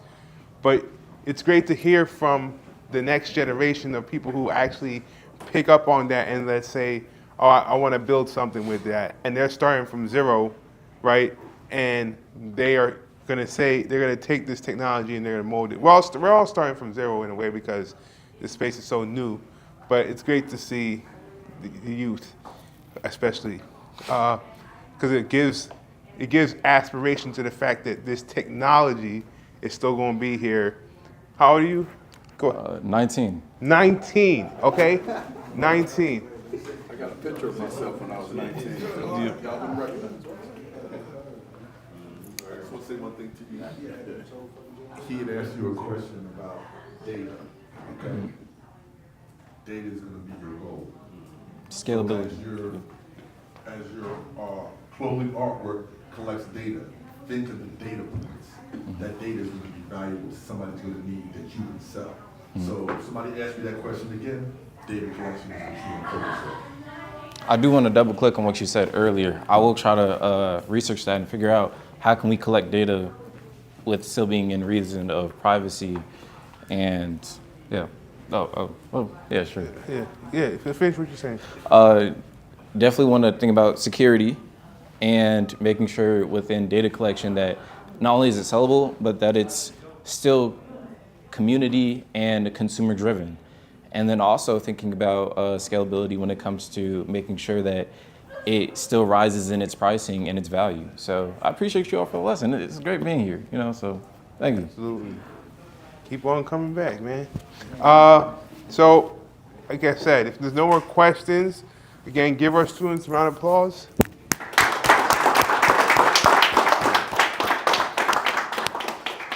We got some action items from you guys, right? And think those are good things for us to focus on, especially in regards to like making it more effective. That's why I show up to Morehouse every Tuesday, not every Tuesday that I can, right? Because I think seeing is believing, right? And we're right here, walking distance, right? Or Uber distance or driving distance, but not to the point where it's in Buckhead, right? So like this is an amazing area, right? So definitely, guys, keep on coming through. Keep on telling your friends to come through, because like you said, you learn a lot, right, just from being in here, and the conversations are deep. So this is what we do every week. That being said, something else that we do every week is my boy T Gold with the news, the crypto crew, right? So I'm gonna go ahead and have him come up. And Dre coming up. Both of y'all come. Tag teaming.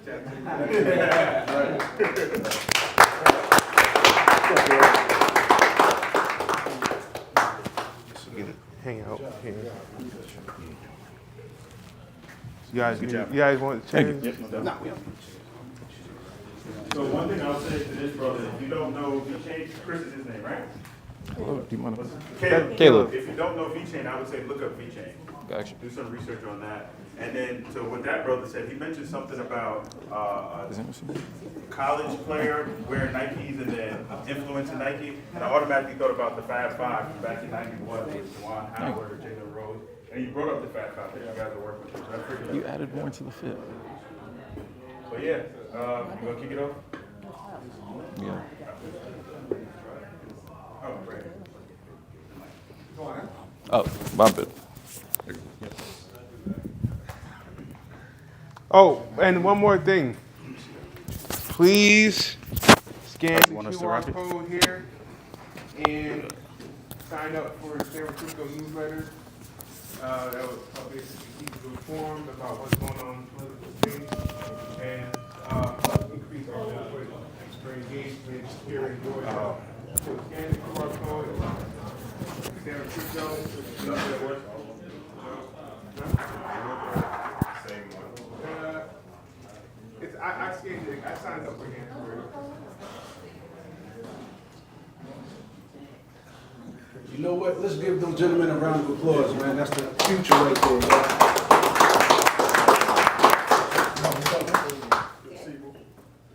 Keep building. Keep doing your thing. We're going to support y'all. So, like we do every Thursday, I do the news. My name is Teron Gold. I'm a Web3 journalist and graphic designer. This is my website, cryptocrew.com. So we're going to run through the hottest and the best stories of the week. All right, it's my guy Dre from Urban Blockchain. He's going to help me run down some of these news articles. And also, y'all probably looking at some of these dope items that we got up here. These are our 3D printed items. Our company is called Mint and Marquee. All right, we're gearing up for the World Cup, so we got a bunch of 3D printed items that we did, and we got some 404 treats for the people that are gonna be a part of the parade. So, you know, we got Joe, Tia, who else? Marlon. It's gonna be a few people who may be seeing the parade, so we're gonna be handing out some stuff, man, so it's gonna be good, man. We got some flyers, we got cool keychains with NFC chips in it. Oh, the parade is from 10 a.m. to 12 p.m. and afterwards, we will be at the bookstore gallery down the block from here, all right? So y'all can meet us up there, you know, network and chill, man. So we're gonna run through a couple of these stories right quick, y'all. There's been some positive information coming out of our government, all right? So let's talk about the U.S. Department of Labor, all right? They are signaling a softer stance on crypto by proposing to roll back earlier guidance that discouraged including digital assets in 401k plans, potentially allowing employers more flexibility to offer exposure to assets like Bitcoin and Ethereum and opening the door for broader mainstream adoption. As of December 31st, 2025, there's about $10 trillion in 401ks. All right, that is just the United States. So while fiduciaries would still need to assess risks like volatility and custody. The shift reflects growing institutional acceptance of crypto within long-term investing. I really like this. I really like this. So hopefully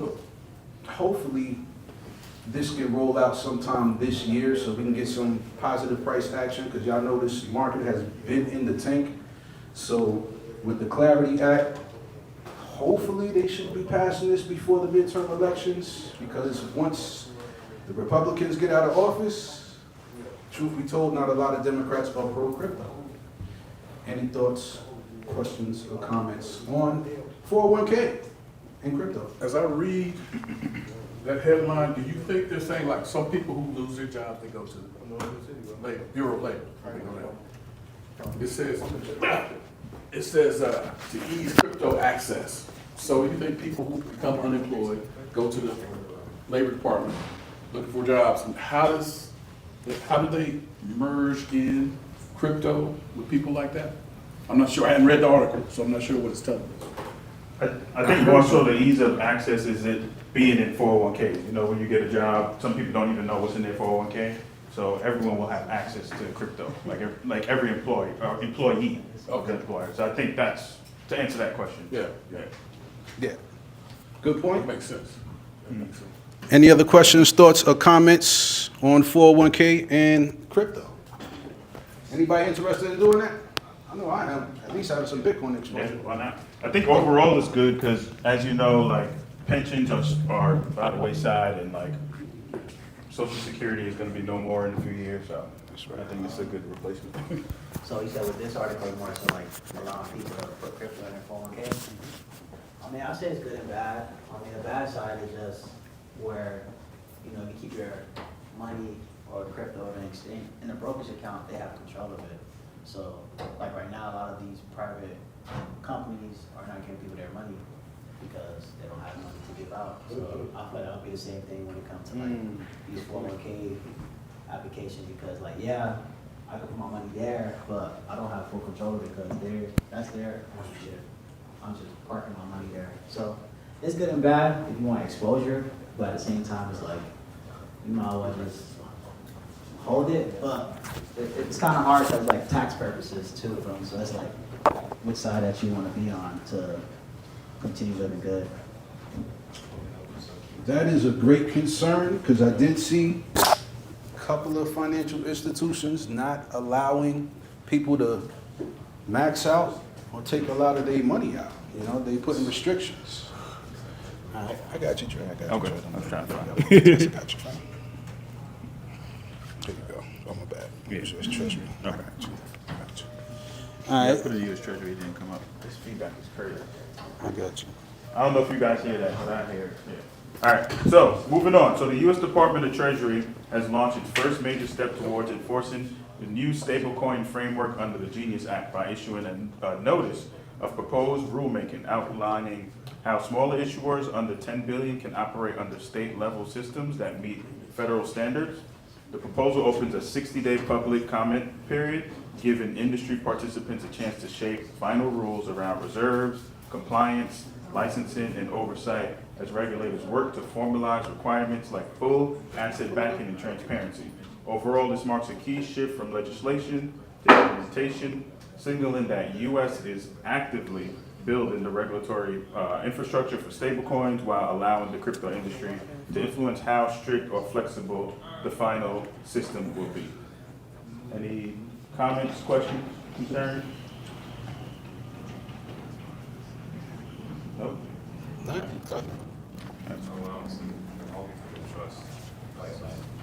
You want?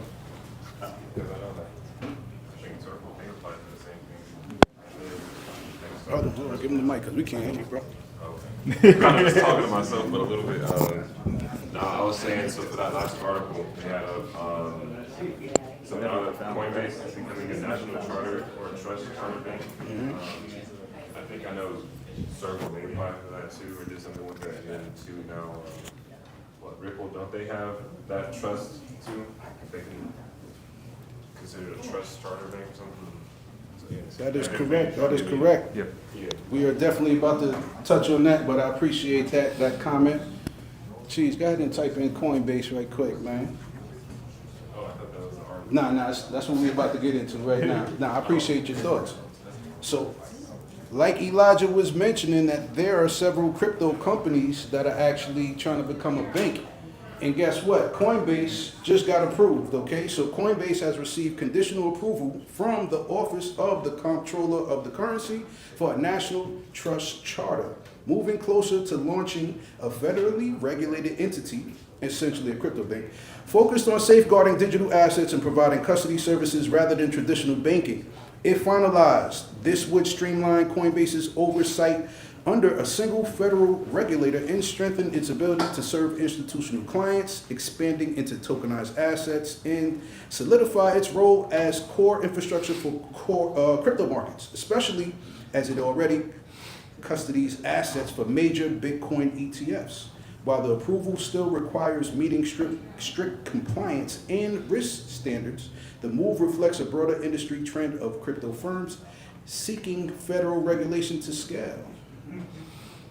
So, we got companies like Ripple, companies like Circle, companies like Coinbase, essentially are going to be crypto banks.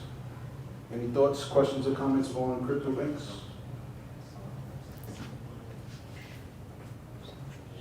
On my point of view, I would say it's a good thing because now the crypto exchange is saying field as these traditional banks. I think that was one of the reasons why the Clarity Act didn't get passed right away, because the banks was like, hey, you guys are doing something totally different than we're doing, so let's have the same kind of playing field so that it could be easier on both sides. But at the same time, I feel like a lot of these crypto exchange are losing their real purpose of why they came to this type of business. Because if you notice, all these exchanges do the same thing.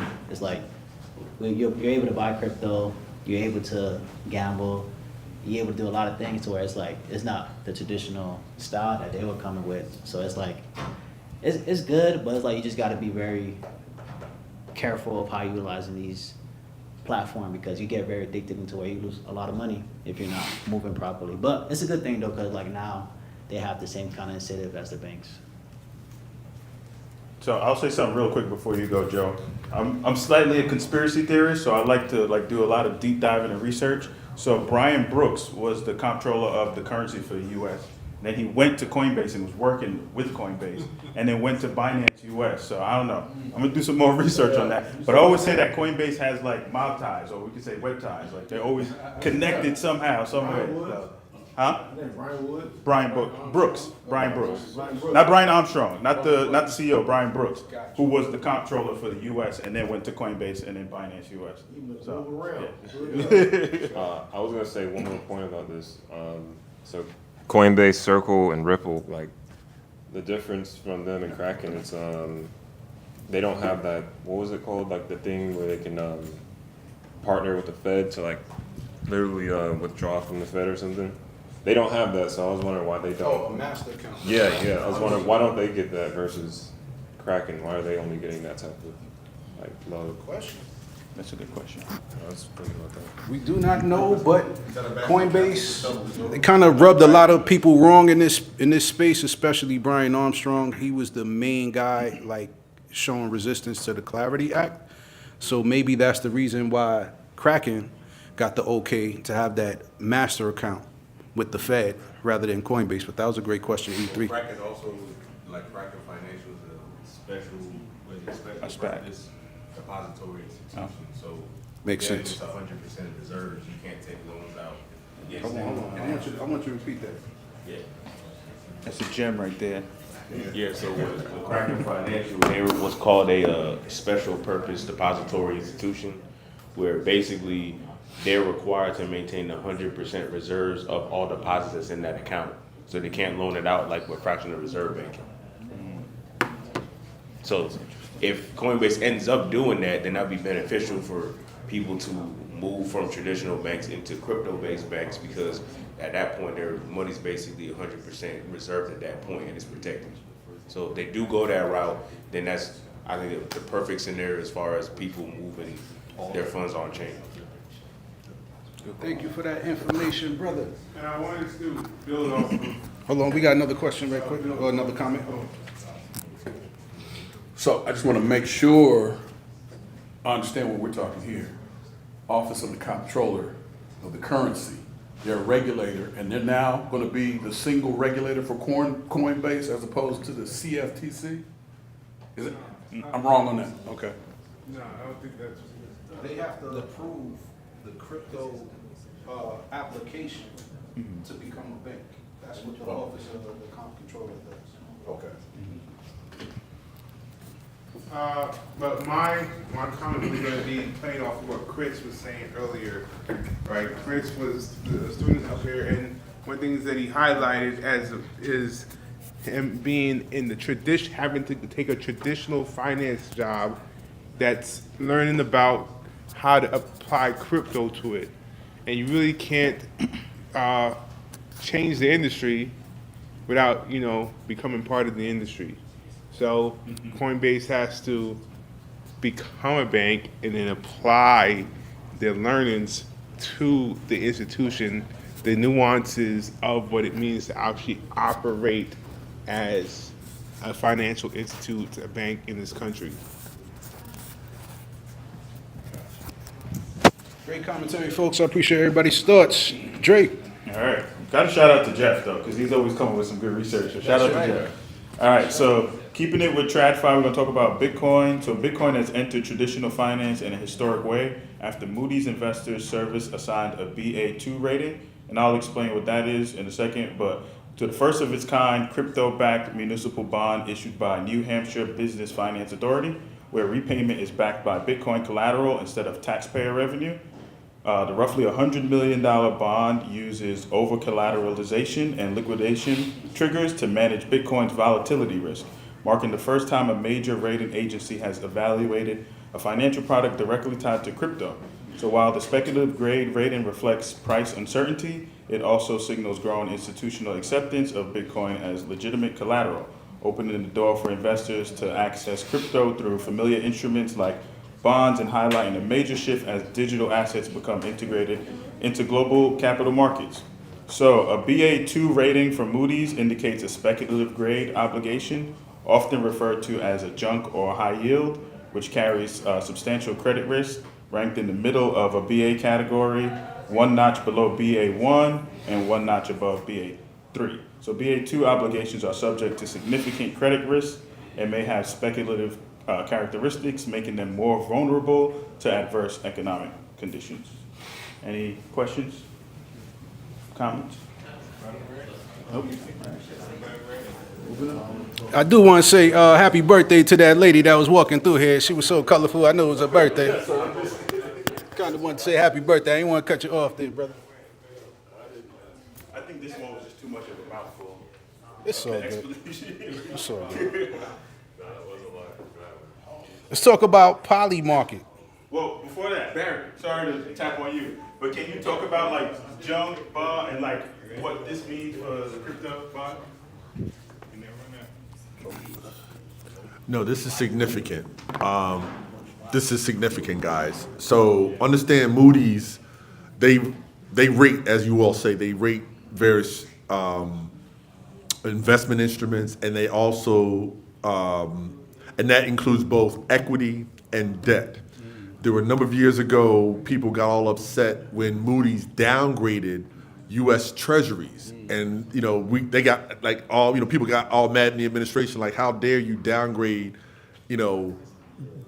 government treasuries from AAA to AA, okay? And it created shockwaves in the financial markets. So Moody's is the gold standard of evaluating both debt and equity instruments. So this is a big deal that they're now, this is the first of its kind to start rating cryptocurrencies, and yeah, this is big. So would you say that they've regained their reputation from 2008? Remember, the housing market Yeah. explosion. You remember that? Right. They were rating Yes. some of those over-the-counter derivatives. The They were derivatives. rating them as AAA. Right. And then we had a housing implosion that was global. So We almost had systemic risk. Right. So I was texting someone who was who I thought was going to be here tonight, who had questions about 2008, and they were asking about CBDCs. Why did we switch from gold back to fiat and everything? And I gave them a very long explanation. But one of the things that I talked about was the 2008, and that right now, and so something that's going on right now, the value of the dollar is going up, and the value of gold is going up. That's not normal. They should be inverse. They should be inverse. So the fact that they're both moving up in the same direction is a red flag. It's the same thing that happened during 2008. The reason being, they have printed more money and put more money into the market to make the value of the dollar go up. But institutional investors and high net worth individuals are taking a safety position by investing in gold that's driving up the price of gold. So they should not be moving the same direction. They should be moving inversely. And so that's a red flag, ladies and gentlemen. Yeah, that's a DXY, right? It shows the dollar strength. Right. Thank you for adding the context. Yeah. B, I knew you was gonna smoke that, man. You know what I mean? Finance is your thing, man. You know what I mean? Appreciate that, sir. That's the third member of the tag team. That's right. Not financial advice. So we're gonna talk about Polymarket. Anybody making any bets on Polymarket? All right, no betting DJs. Oh, Chris, that's right. Chris, he building on Polymarket. He got an agent that he coding to do some trading. But I like this. All right, so Chris, you might find this very informative. Polymarket is expanding into traditional finance by integrating Pith Network to launch new markets tied to U.S. stocks, commodities, and financial indices, allowing users to trade on daily price movements of assets like gold, oil, and major companies such as Tesla, Apple, and NVIDIA using real-time institutional-grade data. This moves transforms Polymarket from an event-based prediction platform into a hybrid financial system where users can speculate on real-world asset performance with features like up or down markets and closing price predictions driven by verified price feeds. As trading volume on platform continues to surge, this integration signals a major shift toward market-based truth where crowd sentiment and traditional finance data intersect, positioning prediction markets as a potential alternative layer to Wall Street itself. I really like this story. I'm not even gonna lie. Chris, I gotta get your thoughts on this because he built a bot that does the 5-minute market on Bitcoin. So imagine having more data coming from Pith, and Pith is built on the Solana network. If you don't know, that is the oracle for Solana, and it takes real world data and brings it onto the Solana chain, and it's the equivalent to Chainlink on Ethereum. So when I saw this, I thought that was pretty dope. But price action wise, Pith ain't going nowhere today. But I still think it's pretty dope that, you got more degen plays you can make on Polymarket. You can bet on the price of oil or gold going up that day. So instead of just if Jesus is going to return or if aliens are going to return, because they got ridiculous markets on there that you can bet on. So questions, thoughts, or comments before I get to my guy, Chris? Chris, the floor is yours.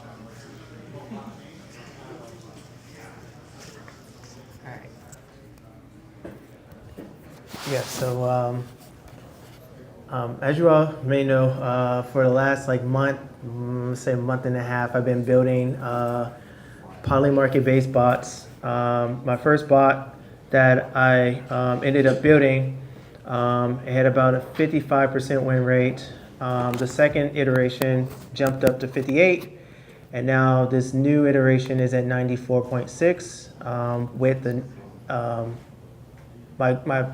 I've made at least 4 bots now for different people, and one of the bots I'm looking at right now is at a 95.8% win rate over almost 1,000 trades. So, but from all of the studying and everything that I've done, because it takes a lot of math. It's not just, at least for the Bitcoin up and down, it's not that, it's kind of giving away a little bit, but I'm not trading necessarily on the like the actual price of Bitcoin. When I was doing, like when I first started, I thought that I could do something like that, but the 5-minute markets moved way too fast for an agent or AI agent to do it. So eventually I had to like turn the bot, like the agent off, the AI piece, and just actually do it more math based. So that 95.8 is actually coming from me, yes, essentially. But what I have noticed is it's not really the win rate that you want to pay attention to. There's a few equations. One is the expectancy, basically just like, how much will you make in profit versus how much you make in loss, and you have to consider your win rate with that. And then you have your Kelly criterion, which is basically just like your risk management when it comes to these types of trades. I know the last time I was here, I think it was 2 weeks ago, we had kind of talked a little bit about, Polymarket versus Kalshi. I still have been noticing that Polymarket deals with the resolution a little bit differently than Kalshi.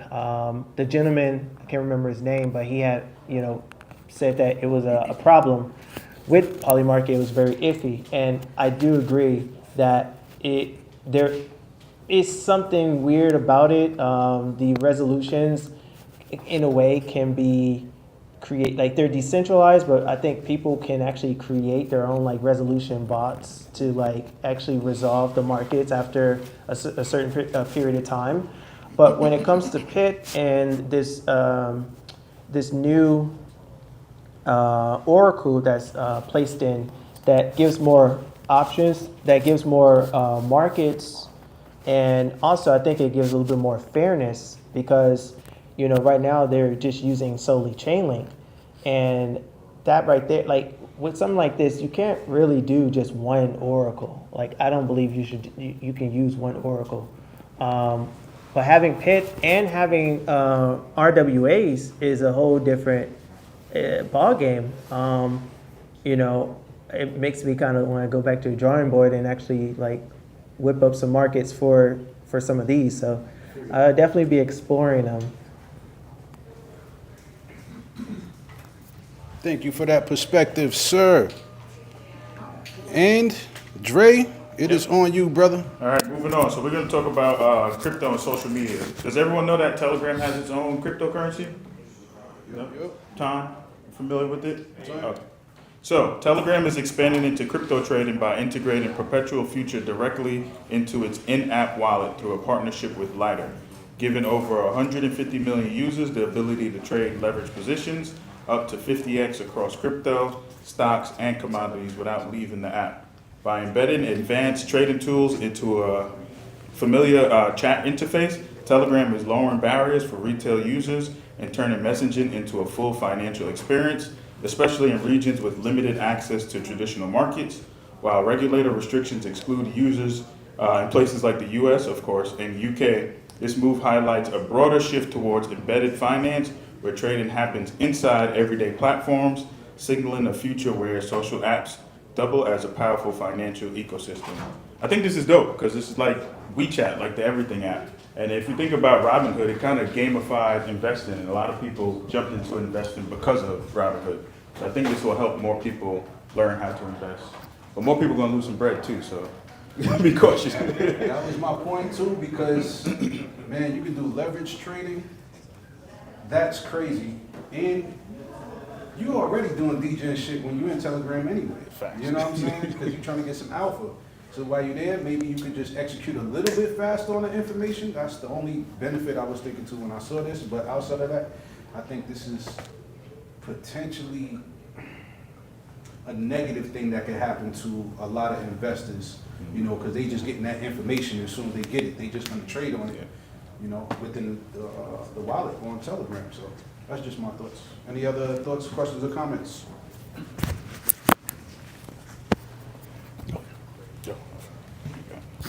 Yeah, I was gonna piggyback to what you said, Tico, that a lot of investors will lose a lot of money, even though, like, for example, like Robinhood is a good platform where It gave you a lot of exposure to invest, gamble, and have leverage on top of that. It was a video that I was watching last week, and they shared that Robinhood had lost like at least like 5% of their balance sheets in February because so much people that was trading, gambling, lost money too. So even though these platforms are allowing us to have more access to make money, we also are losing money because we don't have the right kind of psychology.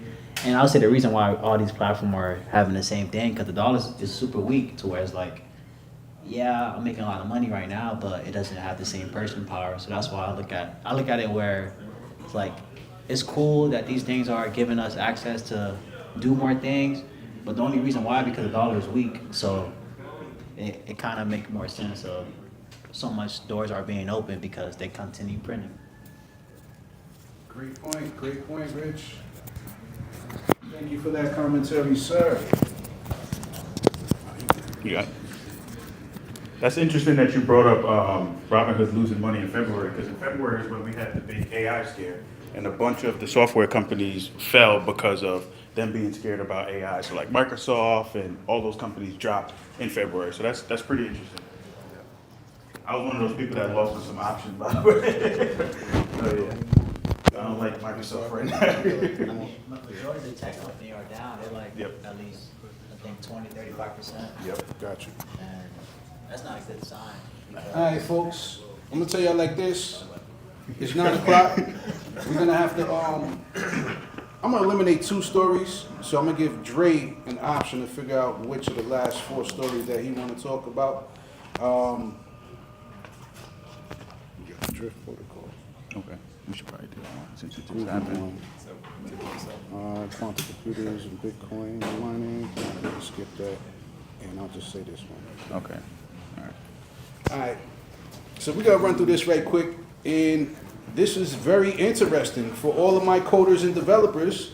We're gonna talk about Anthropic. So Anthropic is facing a major scrutiny after accidentally leaking over 500,000 lines of its Claude Code source code due to a packaging error that exposed internal files in a public release, giving developers and competitors rare insight into its architecture, unreleased features, and experimental AI tools.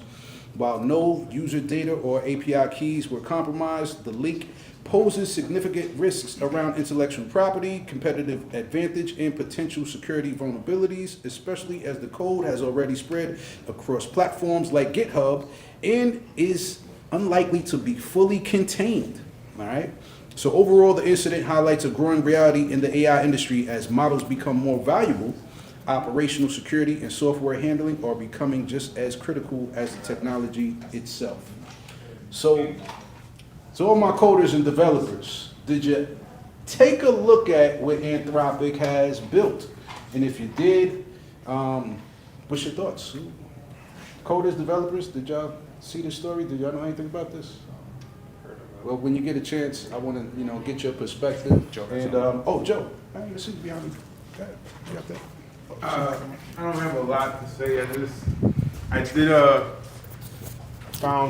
find a post on LinkedIn of one person who actually took the code base and translated it into like a clickable README file, basically saying like what each part of the code base does, which is interesting. Just thinking about the fact that you now can take Claude Code and make your own version of Claude Code. Was it really an accident? Well, they had an issue with the Pentagon, right? And because they didn't want to, basically the Pentagon was going to have surveillance and I think it was unarmed military drones that Anthropic wasn't going to be a part of. They didn't want to fund that. They didn't want to help build that out. So the government said, okay, well, we're going to label you as some kind of it was like an anti-US company or something like that. Basically gave them like a bad report. And then they went with, who did the government go with? OpenAI. They went OpenAI. And then all of a sudden Anthropic's code accidentally leaked. Nah, I feel like they got hacked. That's my personal opinion. You don't think that that's like a Unix moment for them? Explain Unix. There was this company that created like the foundation of they basically like You got It's like JavaScript or something like that? Maybe I was wrong. Cheese with the tongue through. Yeah, it's coding language like JavaScript, right? So I agree with you, War Baby. I don't think they got hacked. I think there's somewhat of a unintentional intentional moment here that what OpenClaw has been doing for the industry, they want to do now, right? With Claw Code. What you're talking about is like the Unix moment, the Linux moment, which changed computing operating systems for forever, right? Because out of Linux came like Mac OS, right? And what happened was they basically outsourced the OS. Like, hey, right, go build, here's this open source operating system, go build something with it, right? And you see so far with OpenClaw, and NVIDIA got NemoClaw. You got China has this company in China that has what claw? Starts with an S. I forgot. But there's so many different, huh? DeepSeek? No, it's not DeepSeek. There's another claw in China. But there's all these renditions of it, because what people understand at the heart of this is that I believe the next iteration of this is the agentic operating system, right? By which, at the very core, you can just give AI access to your computer, everything, and then it no longer has to do this top-down effect. It can do this bottom-up effect where it's like, I already have access to your, hey, turn my music on. I already have access to your Bluetooth settings. I already have access to, all your Spotify, all your Wi-Fi passwords. I have access to everything from the ground up as opposed to the top down. So agentic operating systems are going to come, because that's also what's going to become the advent of robotics. Because if you think about a robot needs an agentic operating system to operate. Cheese coming through on the clutch, man. You smoked that, bro. Appreciate that, man. We appreciate that, man.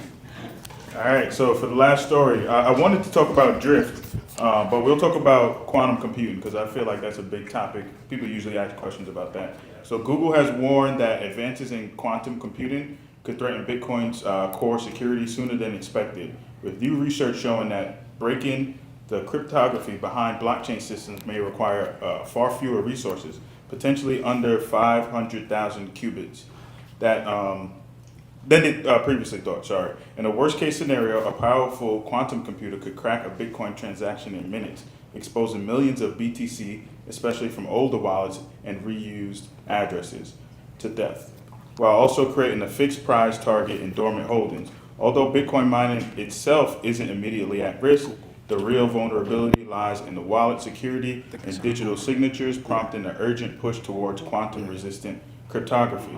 Overall, this signals a critical turning point for the industry as developers race to upgrade blockchain security before quantum technology evolves from a theoretical risk into a real-world threat. So, Dre, what's the new date? It said 2030, around 2030. Yeah, actually, you're right. Around 2030. War Baby, before you speak on this, I gotta share my thoughts. I'm not worried about Bitcoin. I'm not worried about crypto because that industry is only what, 2.2 trillion? We just said there's over 10 trillion in 401ks. We got to worry about the banks. You got to worry about the FBI, the CIA, the Pentagon. If quantum computing can hack Bitcoin, What about the Google Cloud? There's so many other things we got to worry about rather than Bitcoin being hacked. You know what I'm saying? So I like this story, but once I saw that, yeah, it's a threat to Bitcoin, I was like, well, that's pennies compared to everything else in the world that we value. That's just my thoughts. Do y'all think that that Google said that to justify its quantum computing systems as a way of protecting against quantum computing attacks, instead of just bringing up the threat of it against crypto? Like basically, like kind of like creating justification and practical use, or for what they're building, because they're building quantum computers themselves, and they're actually doing things that other companies are not doing. Like, for example, how they are able to build a quantum computer that, as you upscale the qubits, it becomes a lot more stable the more qubits you add. So it was a question, but I don't know. I kind of think, like, what if they're just saying that just to create value and justification on what they're building? So you're using Bitcoin as a scapegoat, essentially. I think Smoke screen. I like that. It could be, possibly. What he's saying is, like, I agree with what he's saying, because at the end of the day, we're talking about Google, right? People build their applications on Google Cloud, right?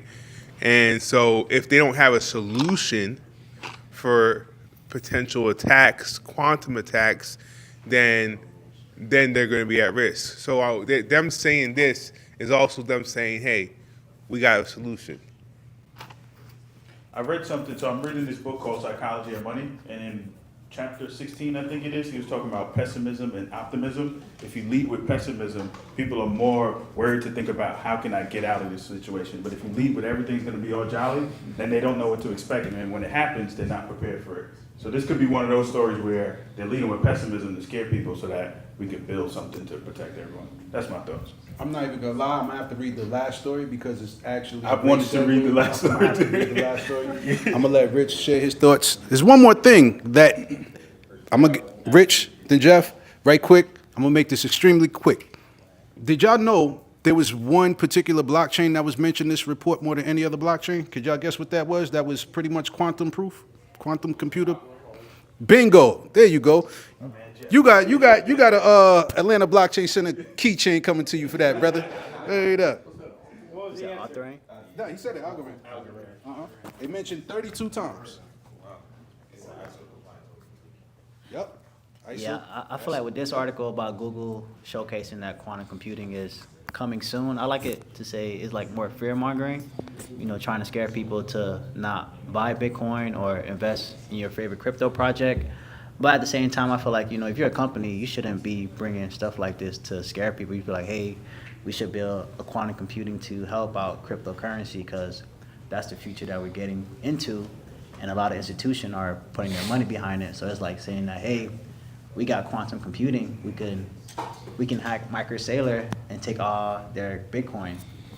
So it's like, it's cool that they're sharing this because now we have to continue building to be ahead of quantum computing, but at the same time, they should bring a solution and not scare us about it. Great point, great point. Jeff, what's your thoughts, brother?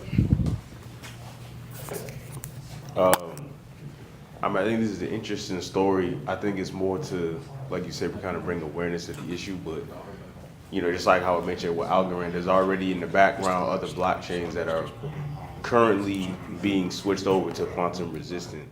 So you also have Hedera, like HBAR, as well as IOTA. Both are also ISO compliant blockchain. Well, they're not blockchains actually, they're distributed ledger technologies, DAG. So they're already so like when I looked it up, they're basically saying instead of like the typical ECC type of classical cryptography, they're moving towards hash or like DAG to fight against this.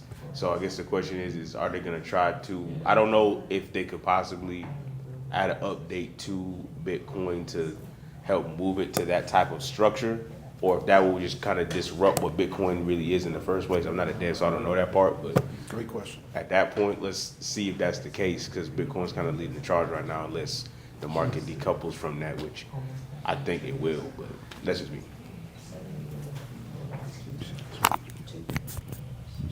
I appreciate your commentary, brother. Thank you for that, man. Oh, we got 2 more hands up? 2 more hands? Got it. Speaking on quantum computing, so speaking on quantum computing, so I was investing in a few quantum computing stocks, and I sold. One of them was D-Wave Quantum Computing, and the other one was Rigetti. And I want to say I bought Rigetti around maybe $20 something, and it went all the way up to 56. I didn't sell it. I didn't sell all of it up there because I thought it was gonna keep going. But yeah, right now, for example, Rigetti is at $15 after reaching 56. Not saying anybody to buy or sell or whatever. I'm just saying to be exactly. But just go and look at them charts, and if you see something and you want to take a shot, by all means, you do what you do. But me, I'm already stalking. I'm already stalking my assets to see which ones I'm going to get. But since we on the quantum computing topic, definitely go look at them charts to see. Because, yeah, it's definitely going to come up, and it's going to be a real important sector, especially when it comes to cybersecurity and protecting blockchain projects from quantum computing itself. So that's a way to benefit from it financially instead of just knowing the information, being invested into the technology itself. That's right. Great point, well, baby. So the last story is actually a great segue. It's about another quantum computing company that is looking into mining Bitcoin. All right. So I know Jeff and a couple other people mentioned, what can we do as far as Bitcoin and crypto owners to make sure that our assets, they'll be protected when quantum computing comes around.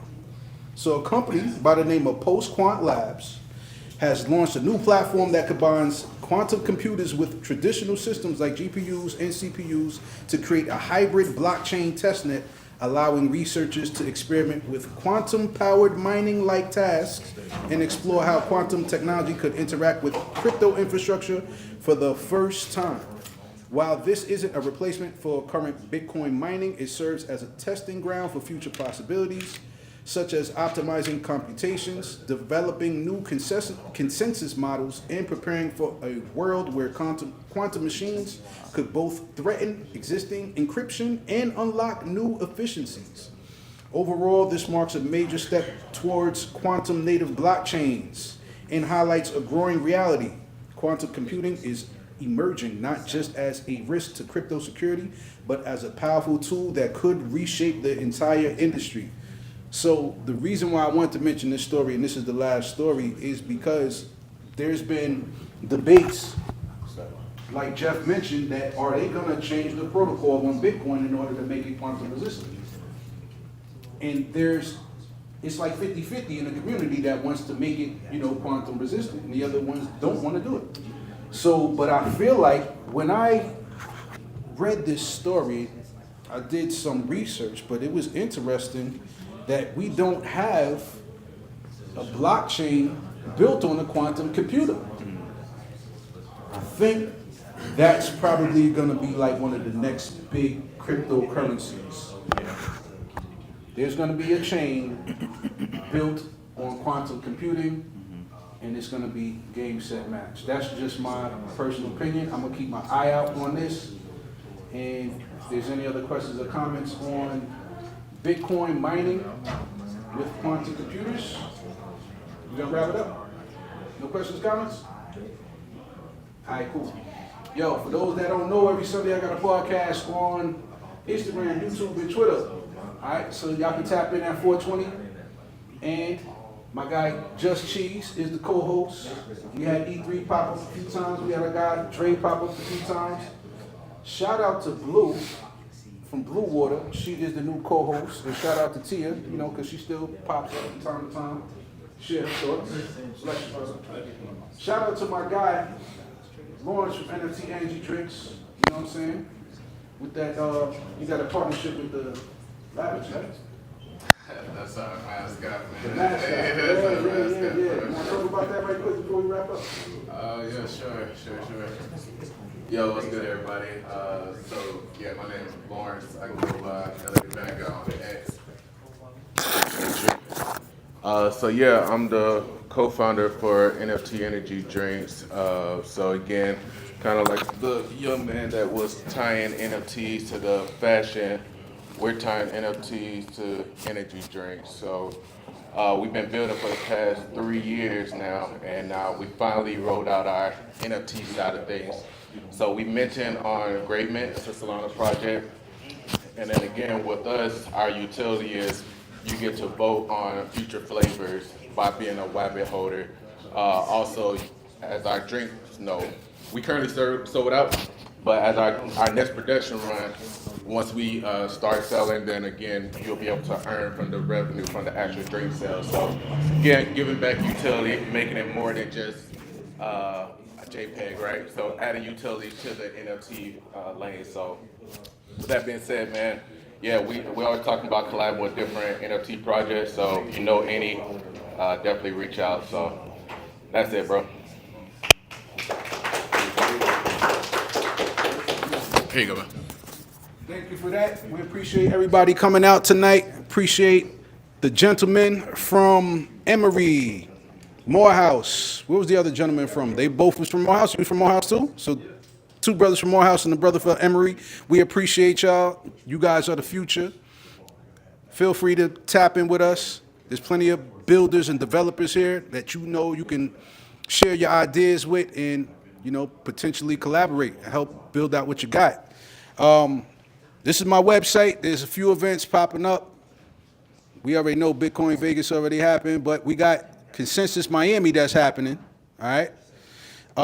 Bitcoin Vegas, that's coming. And we got NFT NYC, that's also coming. So, yeah, y'all, and y'all see this right here? Yeah, I'm working on this newsletter right here, y'all. So once we get this out of test mode, there's a couple of things we're working on. It's gonna be a $5 monthly newsletter. So that means you're gonna get, you know, too long, didn't read, you know what I'm saying, newsletters sent to you via email every week. So that's 4 newsletters every month for $5. So I'm working on that, y'all, you know what I mean? So outside of that, my name is T Gold. I'm out. Peace.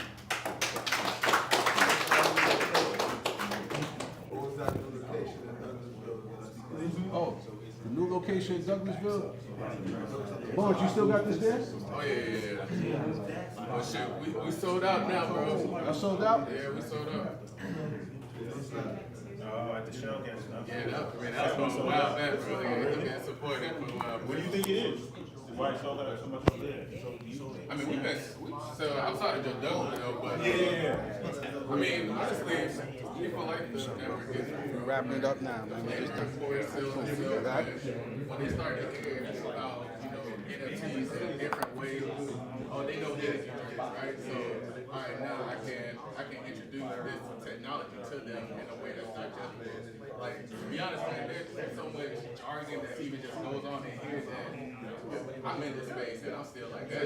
Like, you know, y'all, it's like, yeah, y'all eat this stuff, but I try to make it where it's super simplistic, man, where, again, the energy drink don't sell itself, so now I'm just... And it tastes good, too. It tastes good, man, but I think that's... I live right down the street, so I know the owner was helping me push it, you know what I mean? So, like, Braves Stadium, I didn't know